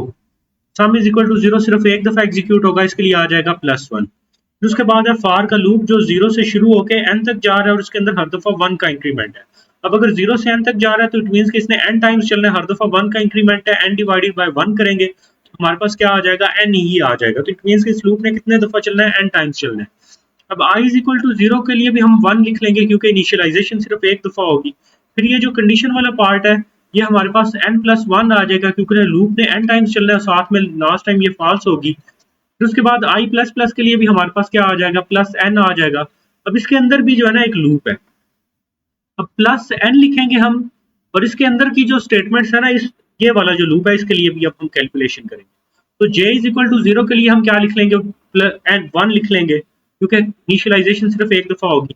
j less than n के लिए हम क्या लिख लेंगे, n+1 लिख लेंगे। फिर उसके बाद प्लस प्लस j के लिए हम क्या लिख लेंगे, n लिख लेंगे। फिर उसके बाद ये प्लस प्लस सम है जो, इसके लिए हम क्या लिखेंगे, इसके लिए भी n लिख लेंगे, क्योंकि लूप के अंदर ये सिर्फ एक दफा ही एग्जीक्यूट होगी। और जब ये वाला n अंदर मल्टीप्लाई होगा, तो ये जो n है ये सारे स्क्वायर बन जाएंगे, और ये जो 1 1 है ये n बन जाएगा। तो हमारे पास ये आ जाएगा 2, सॉरी ये 3 आएगा, 3 plus 2n plus n plus square plus n plus n square plus n square. तो हमारे पास ये बन जाएगा 3n square plus 5n plus 3। और इसमें हमारे पास डोमिनेटिंग टर्म क्या है, n स्क्वायर। तो हमारे पास ये क्या आ जाएगा, big O of n square time complexity इसकी आ जाएगी। फिर उसके बाद है ये सेकंड लूप। अब सेकंड लूप जो है ये भी सिमिलर है, सिर्फ इसमें यहाँ पे जो है ना एक चीज चेंज आ रही है कि जो j वाला लूप है वो n स्क्वायर टाइम्स चलेगा। तो जो हमने यहाँ पे कैलकुलेशंस की, वहां पे n की बजाय क्या आ जाएगा, n स्क्वायर, और यहाँ पे फिर n स्क्वायर की बजाय क्या आ जाएगा, n क्यूब, और फिर यहाँ पे 3n स्क्वायर की बजाय क्या आ जाएगा, 3n क्यूब आ जाएगा। और टाइम कम्प्लेक्सिटी क्या हो जाएगी, big O of n cube हो जाएगी। अब उसके बाद एक नेक्स्ट लूप है, ये इंपॉर्टेंट है, ये ऊपर मैंने डिस्कस नहीं किया था कि ये हमारे पास जब कंडीशन में या फिर ये j वाले लूप के अंदर i इन्वॉल्व होगा तो वो n डिवाइडेड बाय 2 क्यों होगा। यहाँ पे हम इसको डिस्कस करते हैं। तो सबसे पहले तो ये कि हमारा ये जो लूप है ये 0 से n तक जा रहा है। सबसे पहले सम इज इक्वल टू 0 के लिए हम 1 जो है ना वो काउंट कर लेंगे। फिर उसके बाद ये i इज इक्वल टू 0 के लिए भी हम +1 काउंट कर लेंगे। फिर उसके बाद i लेस देन n के लिए, क्योंकि लूप 0 से n तक जा रहा है और हर दफा 1 का इंक्रीमेंट है, तो ये हमारे पास n टाइम्स चलेगा, और साथ में +1 जब कंडीशन फॉल्स होगी। फिर i प्लस प्लस के लिए भी हम n जो है ना वो कैलकुलेट कर लेंगे। फिर उसके बाद हमारे पास आ जाएगा +n, क्योंकि अब अंदर ये जो लूप है उसके साथ ये जो आउटर लूप का n है वो मल्टीप्लाई होगा। अब ये वाला जो लूप है इसके लिए j इज इक्वल टू 0 के लिए हमारे पास क्या आ जाएगा, 1, साथ में j लेस देन i है। अब यहाँ पे कुछ लोग कंफ्यूज होके i लिख देते हैं, कुछ लोग कुछ कंसिडर ही नहीं करते, और इसकी टाइम कम्प्लेक्सिटी जो है वो बिग O ऑफ n निकाल देते हैं। तो यूं नहीं होगा। अब आप सोचो ना कि जब हमारे पास ये जो i है इसकी वैल्यू 0 होगी, तो ये वाला जो लूप है ये तो कभी चलेगा ही नहीं। और जब हमारा ये जो i है इसकी वैल्यू जो है वो n के ऊपर हो, जब i की वैल्यू n होगी तो तब ये वाला जो फॉर वाला लूप है ये कितने टाइम्स चलेगा, n टाइम्स चलेगा। यानी जब i की वैल्यू 0 है तो ये जो j वाला लूप है ये कितने टाइम्स चलेगा, 0 टाइम्स। जब i की वैल्यू 1 है तो j वाला लूप कितने टाइम्स चलेगा, 1 टाइम्स चलेगा। जब i की वैल्यू 2 है तो i की वैल्यू 2 के ऊपर जो है ना हमारे पास j वाला लूप जो है वो 3 टाइम्स चलेगा। फिर उसके बाद जब i की वैल्यू 3 होगी तो j वाला लूप जो है वो 3 टाइम्स चलेगा। तो ऑन एवरेज अगर हम देखें ना तो ये i की सारी वैल्यूज के लिए ऑन एवरेज कितने टाइम्स चला है। यानी अब हम ये तो नहीं ना करेंगे कि यहाँ पे i की हर एक वैल्यू के लिए स्पेसिफिक लिखेंगे इसकी वैल्यू के लिए इतने टाइम चला, इसकी वैल्यू के लिए इतने टाइम चला। हम देखेंगे कि ऑन एवरेज कितने टाइम चला। ऑन एवरेज अगर आप देखो तो फर्स्ट वैल्यू के लिए क्या है, 0, और लास्ट वाली वैल्यू के लिए वो कहाँ तक जाएगा, n तक जाएगा। और इसका अगर हम एवरेज लें तो वो डिवाइडेड बाय 2 आ जाएगा। तो हमारे पास ये वैल्यू क्या निकल के आ जाएगी, n डिवाइडेड बाय 2। तो ये जो फिर हमारा फॉर वाला लूप है ये i की हर एक वैल्यू के लिए कितने टाइम्स चलेगा, n डिवाइडेड बाय 2 टाइम्स चलेगा। तो हम यहाँ पे ये जो फिर हमारी कंडीशन है वो भी कितने टाइम्स जो है वो लूप ने, क्योंकि n डिवाइडेड बाय 2 टाइम्स चलना है तो इसके लिए भी हम क्या लिख लेंगे, n डिवाइडेड बाय 2 प्लस 1 साथ में जब वो फेल होगी एक दफा। फिर उसके बाद ये जो प्लस प्लस j है इसके लिए भी हमारे पास क्या आ जाएगा, n डिवाइडेड बाय 2। फिर उसके बाद ये जो प्लस प्लस सम है इसके लिए भी हमारे पास क्या आ जाएगा, n डिवाइडेड बाय 2। अब ये n को अंदर मल्टीप्लाई करेंगे तो हमारे पास आ जाएगा 3 plus 2n plus n square divided by 2 plus n square divided by 2 plus n square divided by 2। अब हमारे पास ये आ जाएगा 3n square divided by 2 plus 5n plus 3। इसमें भी डोमिनेटिंग टर्म हमारे पास क्या है, n स्क्वायर। तो इन दी एंड हमारे पास big O of n square ही बन जाएगा। फिर उसके बाद हमारे पास अगेन एक कोड दिया हुआ है फॉर का लूप। अब इसके अंदर हमारे पास सम इज इक्वल टू 0 के लिए हम क्या काउंट कर लेंगे, 1। फिर उसके बाद हमारे पास ये जो i इज इक्वल टू 0 है इसके लिए भी क्या आ जाएगा, 1। फिर उसके बाद i लेस देन n के लिए हमारे पास क्या आ जाएगा, प्लस n प्लस 1, क्योंकि हमारा लूप जो है वो 0 से n तक जा रहा है और हर दफा 1 का इंक्रीमेंट है तो n टाइम्स चलेगा और साथ में जब लूप हमारा फॉल्स होगा प्लस 1 उसके लिए आ जाएगा। फिर उसके बाद यहाँ पे आ रहा है प्लस प्लस i तो इसके लिए भी क्या आ जाएगा, n आ जाएगा। अब ये जो इनर लूप है j वाला इसके लिए हम यहाँ पे लिखेंगे प्लस n इंटू ये 0 से शुरू होगा। अब जब ये 0 से शुरू होगा प्लस 1 उसके लिए आ जाएगा और j less than i square है। अब ऊपर जो है ना वो सिंपल सिर्फ i था तो हमने क्या किया, n डिवाइडेड बाय 2 किया। अब i स्क्वायर है तो हमारे पास क्या आ जाएगा, n स्क्वायर डिवाइडेड बाय 2 आ जाएगा, सिंपल। तो यहाँ पे हमारे पास क्या आ जाएगा, n square divided by 2 plus 1 और प्लस प्लस j के लिए भी क्या आ जाएगा, n स्क्वायर डिवाइडेड बाय 2। अब इस j वाले लूप के अंदर एक लूप है तो हम क्या करेंगे, plus n square divided by 2 into, अब यहाँ पे k इज इक्वल टू क्या आ रहा है, 0। तो हमारे पास जो है ना इसके लिए क्या आ जाएगा, 1। फिर उसके साथ हम प्लस करेंगे k लेस देन j। अब ये 0 से j तक जा रहा है तो जैसे हमारा ये जो 0 से i तक जा रहा था तो हमने क्या किया था, जितने टाइम्स i वाले लूप ने चलना है उससे हम उसको 2 से डिवाइड कर देंगे। तो ये 0 से कहाँ तक जा रहा है, j तक जा रहा है। तो j वाले लूप ने कितने टाइम्स चलना है, n square divided by 2 times चलना है। तो ये जो k वाला लूप है ये हमारा कितने टाइम चलेगा, ये n स्क्वायर डिवाइडेड बाय 4 हो जाएगा। तो हमारे पास ये क्या आ जाएगा, n square divided by 4 plus 1, साथ में प्लस प्लस k के लिए क्या आ जाएगा, n स्क्वायर डिवाइडेड बाय 4, साथ में ये जो प्लस प्लस सम है इसके लिए क्या आ जाएगा, n स्क्वायर डिवाइडेड बाय 4। अब ये सारी वैल्यूज को जब हम मल्टीप्लाई करवाएंगे ना तो इसमें जो हमारे पास फाइनल इक्वेशन निकल के आएगी उसमें जो डोमिनेटिंग टर्म होगी वो हमारे पास होगी n रेज पावर 5। तो हमारे पास इसकी टाइम कम्प्लेक्सिटी क्या निकल के आ जाएगी, big O of n raise power 5।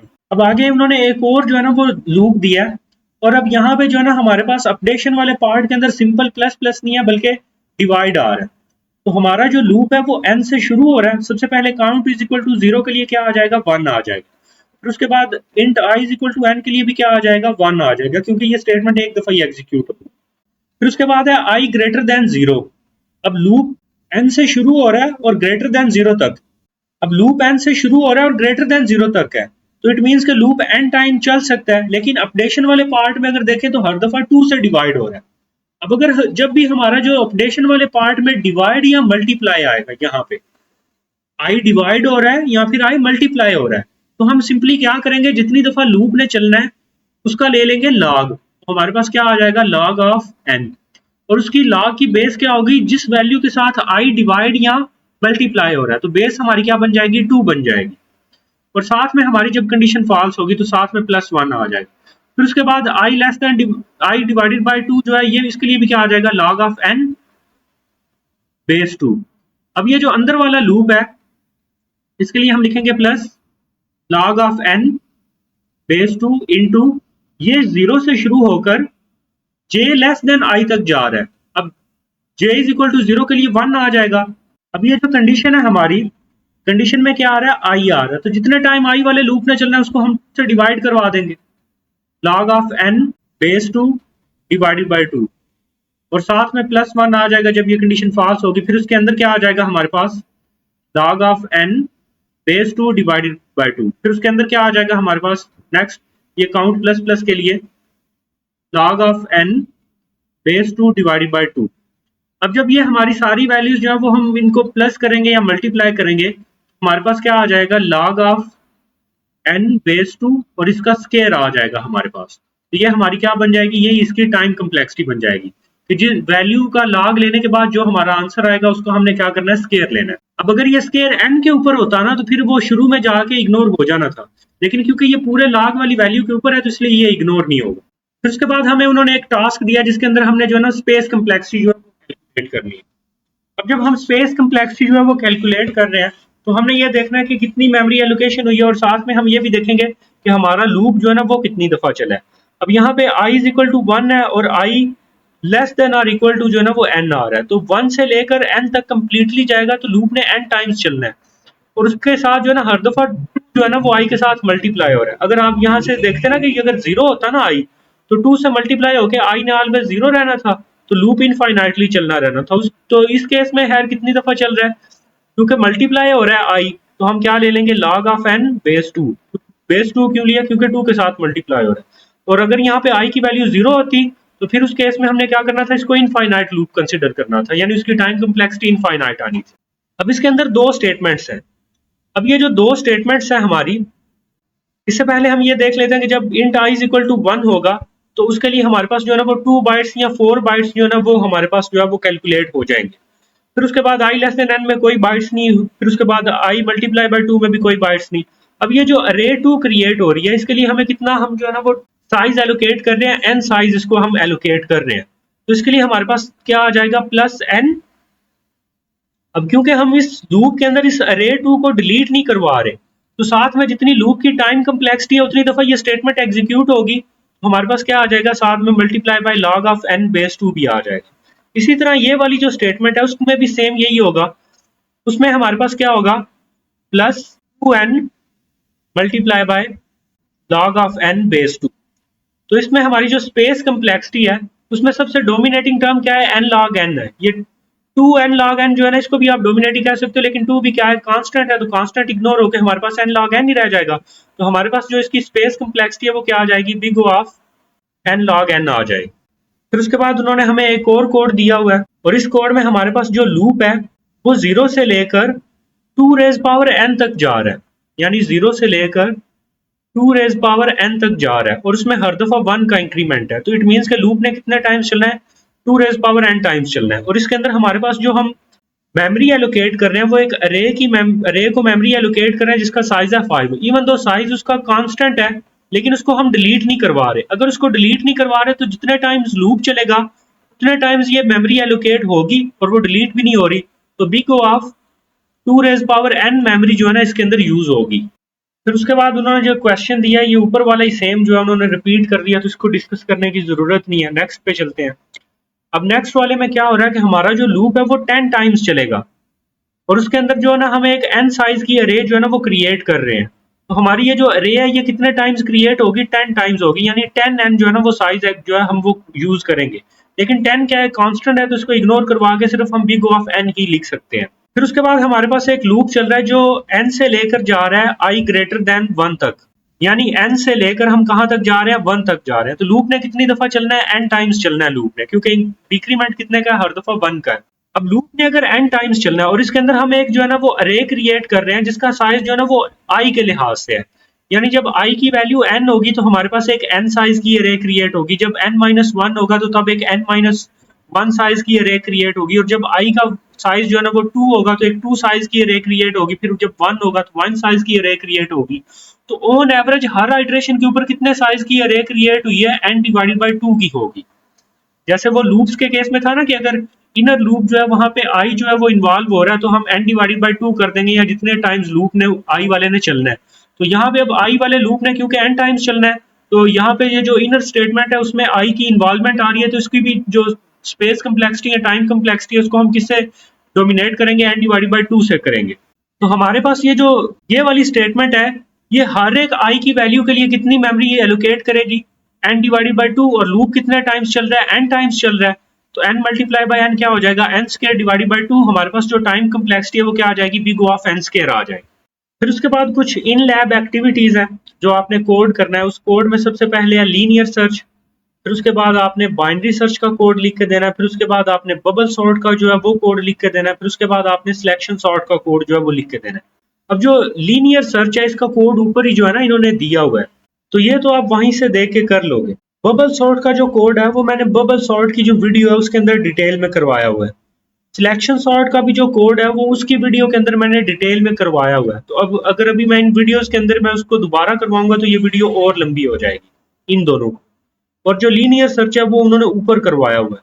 अब जो बाइनरी सर्च है इसका जो कोड है ना वो भी मैंने जो टाइम कम्प्लेक्सिटी वाली डीएसए की प्ले लिस्ट की वीडियो है ना उसके अंदर इसको डिटेल में करवाया हुआ है, जिसमें मैंने समझाया कि टाइम कम्प्लेक्सिटी हमारी लॉग ऑफ एन कैसे बनती है। तो वो वीडियोस के अंदर रेफर कर लें अगर आपने वो कोड जो है वो देखना है, तो साथ में डिटेल के अंदर मैंने समझाया भी हुआ। फिर उसके बाद हमें कुछ टास्क दिए गए हैं, उसमें सबसे पहले हमें एक प्रॉब्लम दी गई है मैक्सिमम सब अरे सम की। अब यहाँ पे वो हमें बता रहे हैं कि हमें अगर स्ट्रेट फॉरवर्ड इसका सोल्यूशन इम्प्लीमेंट करें ना तो हमें n क्यूब का टाइम इसमें लगता है। अब बेसिकली ये प्रॉब्लम है कि अगर हम ये एक अरे जो है ना वो इस एल्गोरिदम को इनपुट में देंगे तो इसकी जो सब अरेज हैं उन सब अरेज के अंदर मतलब जो छोटे छोटे मतलब इस अरे के पार्ट्स बन रहे हैं उनमें से ऐसी वैल्यूज जिनका जो है ना को सम करें तो हमारे पास सबसे जो मैक्सिमम सम है ना वो बन के आता है। तो ऐसी वैल्यूज जो है ना हमने वो बतानी है इसकी सब अरेज में से।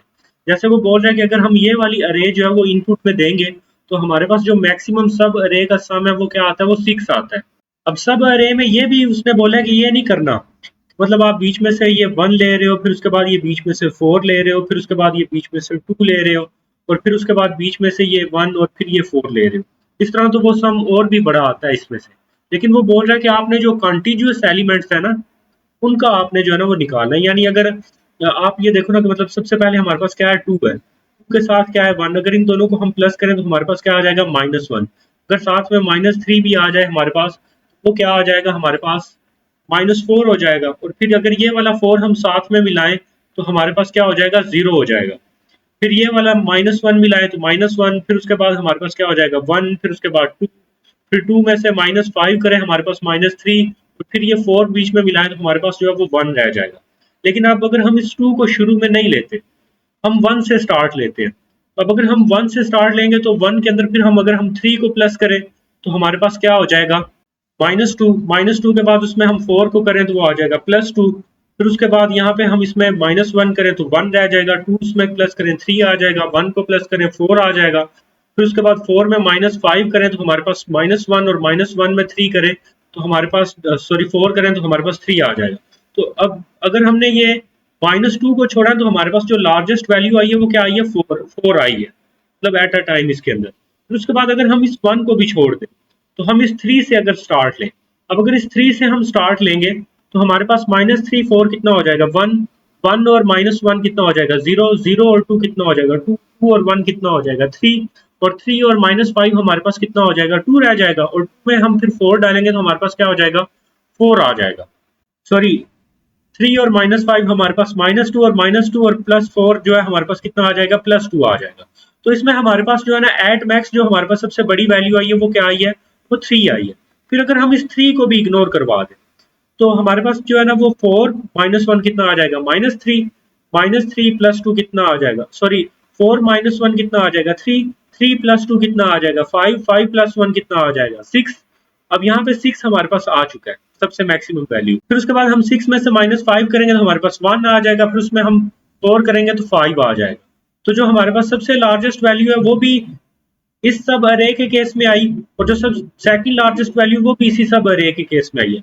लेकिन जो सेकंड जो है ना वो इन सारों को अगर हम प्लस करते हैं ना तो तब आ रही थी, और जो 6 तक की वैल्यू है वो सिर्फ इतनी अरे को अगर हम प्लस कर दें तो तब हमारे पास जो है ना मैक्सिमम वैल्यू आ रही थी। अब इसका मैं जो कोड है आपको वो दिखाता हूँ कि हम इसका कोड कैसे लिखें।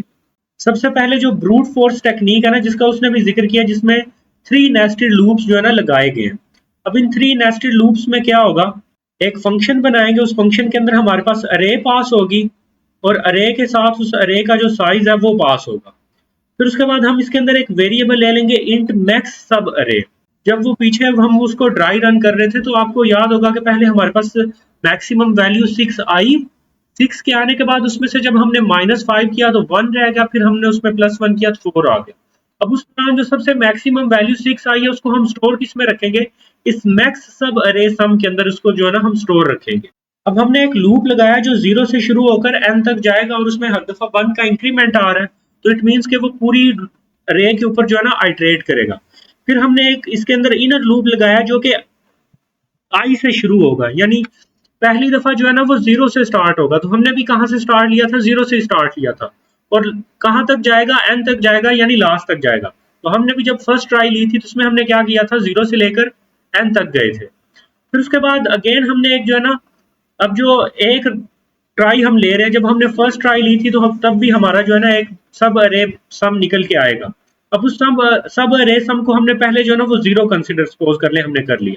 फिर हमने एक और फार का लूप लगाया जो आई से शुरू होगा। अब आई की वैल्यू क्या है, 0, और जाएगा कहाँ तक, जहां तक जे की वैल्यू है, यानी जे की वैल्यू जो है ना वो फर्स्ट टाइम कितनी होगी, आई होगी, यानी आई लेस देन और इक्वल टू आई जो है वो एक वैल्यू के लिए ट्रू होगा, और उस एक वैल्यू को हम क्या कर देंगे, सब अरे के अंदर प्लस कर देंगे। फिर उसके बाद जो है ना जब जे की दूसरी आइट्रेशन होगी ना तो जे की वैल्यू जो है वो आई से एक ग्रेटर होगी, तो फिर ये जो इनर लूप है ये 2 दफा चलेगा, यानी 0 और 1 वाली जो वैल्यू है उन दो को प्लस करके देखेगा। फिर उसके बाद वो जो जे की वैल्यू जब 3 हो जाएगी तो 3 वैल्यूज को प्लस करके देखेगा, और हर दफा हमारे पास जो है ना उन 3 वैल्यूज का जो सम आएगा हम उसको चेक करते रहेंगे कि जो मैक्स सब अरे है क्या ये उससे जो है वो ग्रेटर है। तो मैक्स सब अरे के अंदर हमने कौन सी वैल्यू रखी हुई है, मिनिमम इंटीजर वैल्यू जो है ना हमने रखी हुई है, जो स्मॉलेस्ट पॉसिबल वैल्यू, यहाँ आप इन्फिनिटी माइनस इन्फिनिटी कंसिडर कर लो। तो हमारा जो सम है जाहिर सी बात है फर्स्ट टाइम उससे ग्रेटर होगा, तो उसके अंदर वो स्टोर हो जाएगा। अब उससे नेक्स्ट जो भी सब अरेज आएंगी उनके अंदर अगर जो उसका सम है वो इससे ग्रेटर होगा, तो ग्रेटर होने की केस में हमारे पास मैक्स सब अरे के अंदर वो स्टोर हो जाएगा। जैसे वो हमें उसने स्यूडो कोड दिया हुआ था, उसमें हमारे पास मैक्स सब अरे के अंदर जो सम था वो क्या था, मैक्सिमम 6 आया था, तो वो 6 स्टोर होगा। फिर जब लूप्स एंड होंगे तो उस 6 को हम रिटर्न करवा दें। इस केस में ये 3 लूप्स लगाने के केस में हमें कितना टाइम लग जाएगा, big O of n cube का टाइम लग जाएगा। अब अगर इसी को हमने इम्प्रूव करना होगा ना, तो उसने बोला होगा कि आप इसको इम्प्रूव कैसे कर सकते हो, तो हम 2 लूप्स का भी यूज कर सकते हैं। अब 2 लूप्स को हम कैसे यूज करेंगे, आउटर लूप जो है हमारा 0 से n तक जाएगा, और इसमें भी हमारे पास एक आउटर लूप के अंदर ही फिर आके हम एक सब अरे नाम का एक वेरिएबल ले लेंगे, जिसमें शुरू में क्या होगा, 0 होगा, और जो इनर लूप है वो i से लेकर n तक जाएगा। और इनर लूप के अंदर आके हम क्या करेंगे कि i से लेकर n तक, अब i जब 0 होगा तो हम सारी अरे की वैल्यूज जो है वो प्लस करेंगे, और सारी अरे की वैल्यूज प्लस करने पे हम ये देखेंगे कि अगर वो मैक्स सब अरे से ग्रेटर है तो उसको हम मैक्स सब अरे के अंदर सेव कर दें। अब फर्स्ट टाइम जो भी हमारे पास, जब फर्स्ट टाइम ये लूप चलेगा तो मैक्स सब अरे में हमारे पास क्या है, माइनस इन्फिनिटी है, तो सारी की सारी वैल्यूज जो है उनके लिए ये ट्रू होगा, और वो सारी की सारी इसके अंदर मैक्स सब अरे के अंदर स्टोर हो जाएंगी, सारी अरे के लिए। नेक्स्ट आइटरेशन के ऊपर हम जो हमारी आई की वैल्यू जो इंक्रीमेंट होकर 1 हो जाएगी। अब ये जो जे वाला लूप है वो 1 से शुरू होगा, 0 को जो है ना वो मिस कर देगा। अब जैसे ये 0 को मिस कर देगा ना, तो जो फर्स्ट वैल्यू है उसको छोड़ के आगे वाली जितनी भी वैल्यूज हैं वो सारी प्लस होंगी, और उस बीच जो हमारी सबसे मैक्सिमम वैल्यू होगी वो कहाँ पे स्टोर हो जाएगी, मैक्स सब अरे के अंदर स्टोर हो जाएगी। और जब हम वो सारे लूप ये रन हो जाएंगे तो हम क्या कर देंगे, उसको रिटर्न करवा देंगे। तो इस केस में हमारी जो टाइम कम्प्लेक्सिटी है, क्योंकि 2 लूप है, तो 2 लूप के केस में हमारे पास ये big O of n square times चलेगी, तो पहले से ये काफी ज्यादा जो है ना ये इंप्रूव हो गई है। फिर उसके बाद जो दूसरा क्वेश्चन दिया गया ना वो उन्होंने दिया है एनाग्राम डिटेक्शन का। एनाग्राम डिटेक्शन के अंदर वो बोल रहे हैं कि हमने जो टेक्निक यूज करनी है ना वो कैरेक्टर काउंट अरेज जो टेक्निक है वो हमने यूज करनी है। अब ये जो के काफ़ी मेथड्स हैं एनाग्राम डिटेक्शन के। जैसे अब वो बोल रहा है कि एनाग्राम वैसे होता क्या है कि अगर सपोज़ कर लेना हमारे पास स्ट्रिंग 1 है ग्राम और स्ट्रिंग पे कोई भी ये लफ़्ज़ लिखा हुआ है, यानी उसी का ही जो है ना वो जो करैक्टर्स हैं उन्हीं को जो है ना वो बिगाड़ के लिखा हुआ है। लेकिन हैं सारे वही करैक्टर्स, लाइक इसको आप अगर मैग्रा पढ़ लो तो एम भी मौजूद है, जी भी मौजूद है, आर भी और ए भी। तो अगर उन्हीं करैक्टर्स को हमने बिगाड़ के लिखा हुआ है तो हमारे पास ये दोनों क्या है, ये एनाग्राम स्ट्रिंग्स। तो हमने करैक्टर काउंट अरेज वाला मेथड यूज़ करके जो है ना एनाग्राम जो है ना वो बना दिया। अगर है तो हमने बताना है कि जी ये एनाग्राम है या नहीं है। अब इसका एक मेथड ये है कि हमारे पास क्योंकि ये स्ट्रिंग्स है, लाइक अगर सपोज कर लेना इसका नाम है S1 है स्ट्रिंग का नाम। अब अगर ये S1 है ना तो इसमें ये जो फर्स्ट वैल्यू है ना, इसको ये मेरी कहाँ पे पड़ी होगी, ये जीरो इंडेक्स के ऊपर पड़ी हुई होगी। तो मैं इसको देख सकता हूँ। अब ये जो जीरो इंडेक्स के ऊपर वैल्यू है, मैं इसको इस जो स्ट्रिंग है ना इसके अंदर चेक कर सकता हूँ। सपोज कर लें ये क्या है, ये स्ट्रिंग 2 है। तो मैं स्ट्रिंग 2 के ऊपर उसको जीरो इंडेक्स के ऊपर देखूंगा, फिर उसके बाद जो है ना वो 1 इंडेक्स के ऊपर देखूंगा, फिर उसके बाद उसको 2 इंडेक्स पे देखूंगा, फिर उसके बाद उसको मैं 3 इंडेक्स पे देखूंगा। अगर तो ये मुझे जी इसमें से कहीं पे भी मिल जाएगा तो लीनियर सर्च में क्या होगा कि मेरे पास वो जो इंडेक्स होगा, जैसे ये 1 इंडेक्स के ऊपर जो मुझे जी है वो मिल रहा है, मुझे 1 रिटर्न हो जाएगा। लेकिन अगर जी सपोज कर लेना इसके अंदर ना होता, यहाँ पे जो है ना वो आप सपोज कर लो ओ है, तो वहां पे 1 इंडेक्स पे जी ने कोई नहीं होना था, सारी वैल्यूज के कंपैरिजन के बाद मुझे कोई नहीं मिलना था। तो यहाँ से क्या रिटर्न हो जाना था, -1। तो इनमें से किसी एक वैल्यू के केस में भी अगर मैं इसको स्ट्रिंग 2 के अंदर चेक करते हुए अगर मुझे -1 मिल जाता तो इट मीन्स कि ये एनाग्राम नहीं है। और अगर मुझे जो है ना वो सारी वैल्यूज जो है वो मिल गई हैं तो इट मीन्स कि वो एनाग्राम है। अब हमने ये वाला मेथड जो है ना ये यूज नहीं करना, क्योंकि इसके अंदर एक प्रॉब्लम आ जाती है। सपोज करें मेरे पास यहाँ पे जो है ना वो m 2 दफा होता। अब 2 दफा m होने में क्या होना था कि एक दफा तो m जो है वो फर्स्ट वाले पे मिल गया, अब दूसरे वाले के लिए m फिर हमें फर्स्ट पे मिल जाना था। रिपीट में आगे m है ही कोई नहीं, तो इस पे भी मुझे क्या लगना था कि ये एनाग्राम है। तो इससे जो एक बेटर मेथड है वो क्या है कि हम काउंटिंग अरेज जो है ना वो यूज करें। अब काउंटिंग अरेज के अंदर हमारे पास क्या होगा वो मैं आपको बताता हूँ। अब काउंटिंग अरे के अंदर ये होगा कि मेरे पास करैक्टर्स जो है वो कितने होते हैं, ए से लेकर जी तक 26 करैक्टर्स है। अब मैं क्या करूंगा कि ये जो फर्स्ट स्ट्रिंग है ना मैं देखूंगा इसमें ए कितनी दफा आ रहा है, एक दफा। फिर उसके बाद इसमें बी कितनी दफा आ रहा है, उसके लिए मैं जीरो काउंट कर लूंगा। फिर उसके बाद इसमें जो है ना ये जी कितनी दफा आ रहा है, एक दफा। फिर उसके बाद इसमें एम कितनी दफा आ रहा है, एक दफा। फिर उसके बाद इसमें आर कितनी दफा आ रहा है, एक दफा।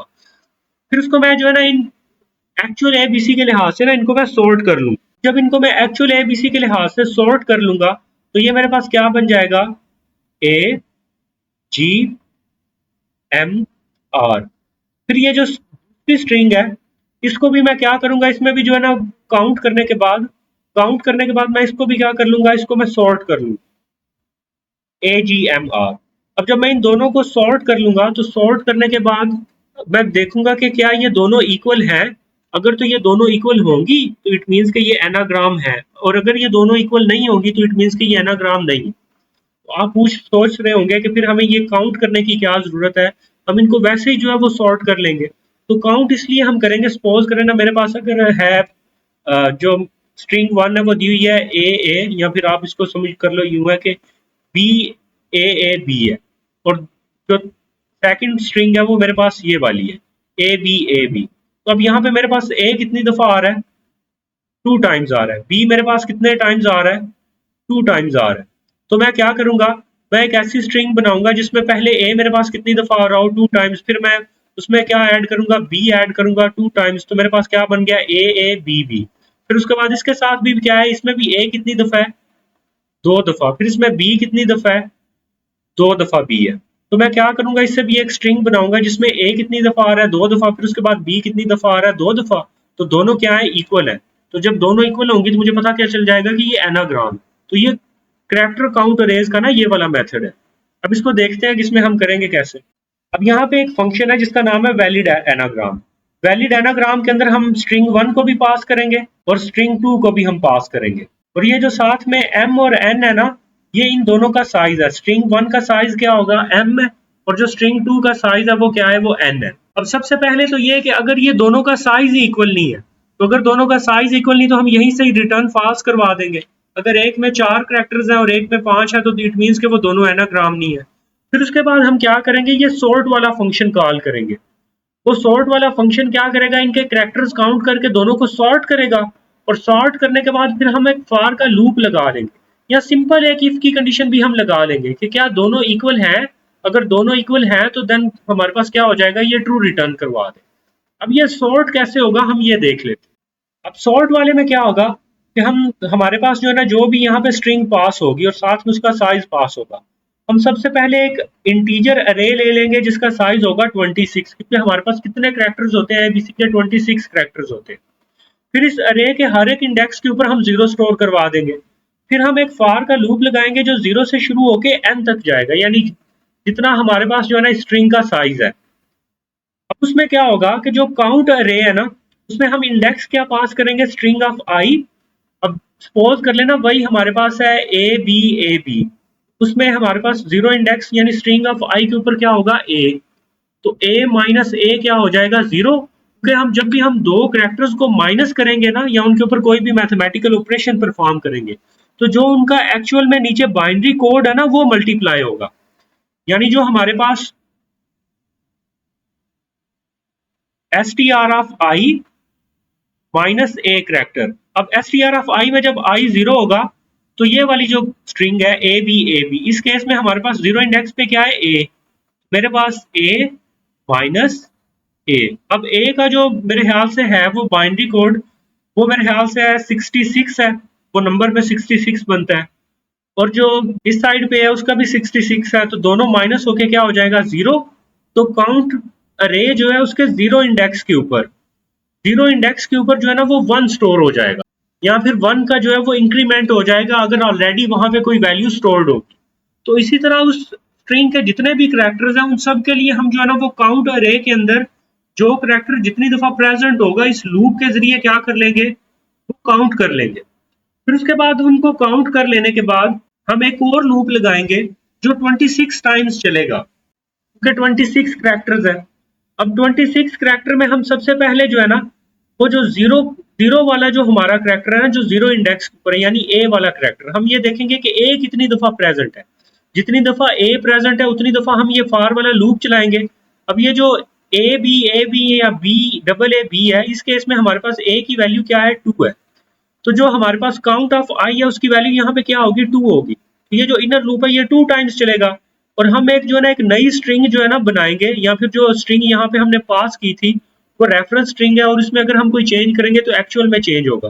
तो हम उसमें क्या करेंगे कि उसके हर एक इंडेक्स के ऊपर क्या करेंगे, उतनी दफा जो है ना वो 2 आ जाएगा, शुरू में उतनी दफा जो है वो हमारे पास 2 आ जाएगा। और इसी तरह जो बाकी इंडेक्सेस हैं उनके ऊपर वैल्यू वो भी सॉर्ट होके स्टोर हो जाएंगी, और जब वो स्टोर हो जाएंगी, स्टोर होने के बाद फिर हम वापस इसी फंक्शन में आएंगे। फिर दूसरी जो अरे है उसको भी हम जो है ना वो सॉर्ट करवाएंगे, और सॉर्ट करवाने के बाद हम एक लूप लगा के चेक कर लेंगे, या वैसे भी अगर हम दो स्ट्रिंग्स के ऊपर इफ की कंडीशन लगा देना, if str1 is not equal to str2, तो हमारे पास जो है ना वो हमें पता चल जाएगा कि दोनों स्ट्रिंग्स इक्वल है या नहीं है। वो भी जो है ना वो बेसिकली लूप लगा के चेक होता है, तो एक्सप्लिसिटली लूप लगा के चेक करने की हमें जरूरत नहीं है। वो सिंपली हमारे पास जो है ना यहाँ से रिटर्न फॉल्स हो जाएगा अगर हम वो दोनों इक्वल नहीं होंगे, और अगर वो इक्वल होंगी फिर रिटर्न ट्रू हो जाएगा। आई होप सो इस सेकंड टास्क की भी आपको समझ आ गई होगी कि इसको कैसे सॉल्व करवाना है। फिर उसके बाद है हमारे पास मर्ज सॉर्ट। अब मर्ज सॉर्ट में हमारे पास क्या होगा, इसमें तो बोल रहा है कि आपको दो ऑलरेडी सॉर्टेड अरेज जो है वो दी गई है, कंप्लीट प्रॉब्लम नहीं उसने दी। वैसे जो मर्ज सॉर्ट है उसमें क्या होता है कि हमें एक अनसॉर्टेड अरे होती है, उसको हम जो है ना वो छोटी छोटी अरेज में कन्वर्ट करते हैं, फिर उनको सॉर्ट करके फिर उनको एक बड़ी अरे के अंदर मर्ज कर लेते हैं। तो यहाँ पे उसने हाफ पार्ट दिया है, वो बोल रहा है कि आपको सॉर्टेड अरेज गिवन है, आपने उनको एक सिंगल सॉर्टेड अरे के अंदर जो है ना कन्वर्ट करना है। अब ये बहुत ईजी है, हम कैसे कन्वर्ट करेंगे, जो पहली अरे अरे 1 गिवन है और जो अरे 2 है, इनमें जो इनका जो पहला पहला एलिमेंट है इन दोनों का कंपैरिजन करेंगे। तो आप सपोज कर लो यहाँ पे आई है और यहाँ पे क्या है, जे है, यहाँ पे जो इसका फर्स्ट कैरेक्टर। तो आई और जे की वैल्यू का कंपैरिजन होगा। तो यहाँ पे हमारी आई वाली वैल्यू छोटी है, तो हम जो बड़ी अरे बनाएंगे उसमें सबसे पहले इस अरे 1 का एलिमेंट इंक्लूड कर लेंगे और आई को आगे भेज देंगे। फिर उसके बाद जो है ना हम ये 5 और 4 का कंपैरिजन करेंगे, 4 छोटा है तो हम 4 को ऐड कर लेंगे। फिर उसके बाद 5 और 7 का कंपैरिजन करेंगे, 5 छोटा तो हम 5 को ऐड कर लेंगे। फिर उसके बाद 8 और 7 का करेंगे तो 7 छोटा तो हम 7 को ऐड कर लेंगे। तो यूं दोनों अरेज के जो है ना एलिमेंट्स का हम कंपैरिजन करते जाएंगे और देखेंगे कि जिसका एलिमेंट छोटा पहले उसको हम ऐड कर लेंगे। अब इसका भी एक दफ़ा हम कोड देख लेते हैं कि इसका कोड कैसे हो। अब इसके कोड को समझने से पहले ना एक दफ़ा मैं दोबारा इसकी इम्प्लीमेंटेशन आपको बताता हूँ। सबसे पहले हमें 2 अरेज़ जो हैं वो इनपुट में मिलेंगी फंक्शन के पैरामीटर्स में। दोनों अरेज़ का सपोज़ कर लें इसका साइज़ है n1 और इसका साइज़ है n2। तो हम n1 प्लस n2 साइज़ की जो है ना एक नई अरे क्रिएट कर लेंगे और इस नई अरे के साइज़ के ऊपर एक फॉर का लूप लगाएंगे जो कि i से शुरू होगा, i इज़ इक्वल टू 0 से। 0 से लेकर वो n1 प्लस n2 तक जो है ना वो जाएगा जितना वो नई अरे का साइज़ है। अब इस नई अरे के 0 इंडेक्स के ऊपर कौन सी वैल्यू होगी वो हम देखेंगे। ये वाली जो अरे 1 है इसके लिए एक हम वेरिएबल लेंगे k और इसके लिए हम एक वेरिएबल ले लेंगे j। अब जो k और j है इन दोनों इंडेक्सेस इनको हम 0 0 से इनिशियलाइज करवाएंगे। तो हम 0 इंडेक्स का कंपैरिजन करेंगे। अगर k के ऊपर वैल्यू छोटी है तो हम उसको जो है ना वो नई अरे के 0 इंडेक्स पे स्टोर कर देंगे और k के अंदर इंक्रीमेंट करके 1 कर देंगे। फिर उसके बाद 1 और 0 का जो है ना कंपैरिजन करेंगे। अब जो j वाले इंडेक्स के ऊपर वैल्यू है वो छोटी है तो उसको हम जो है ना वो नई अरे के 1 इंडेक्स के ऊपर स्टोर करके इसके अंदर इंक्रीमेंट करके 1 कर देंगे। ऐसे जो है ना हम इन दोनों इंडेक्सेस के ऊपर जो भी वैल्यूज आएंगी उनका कंपैरिजन करेंगे और जो वैल्यू छोटी होगी वो पहले इस नई अरे के अंदर ऐड होगी, फिर इसको हम यहाँ से रिटर्न करवा देंगे इस फंक्शन में से।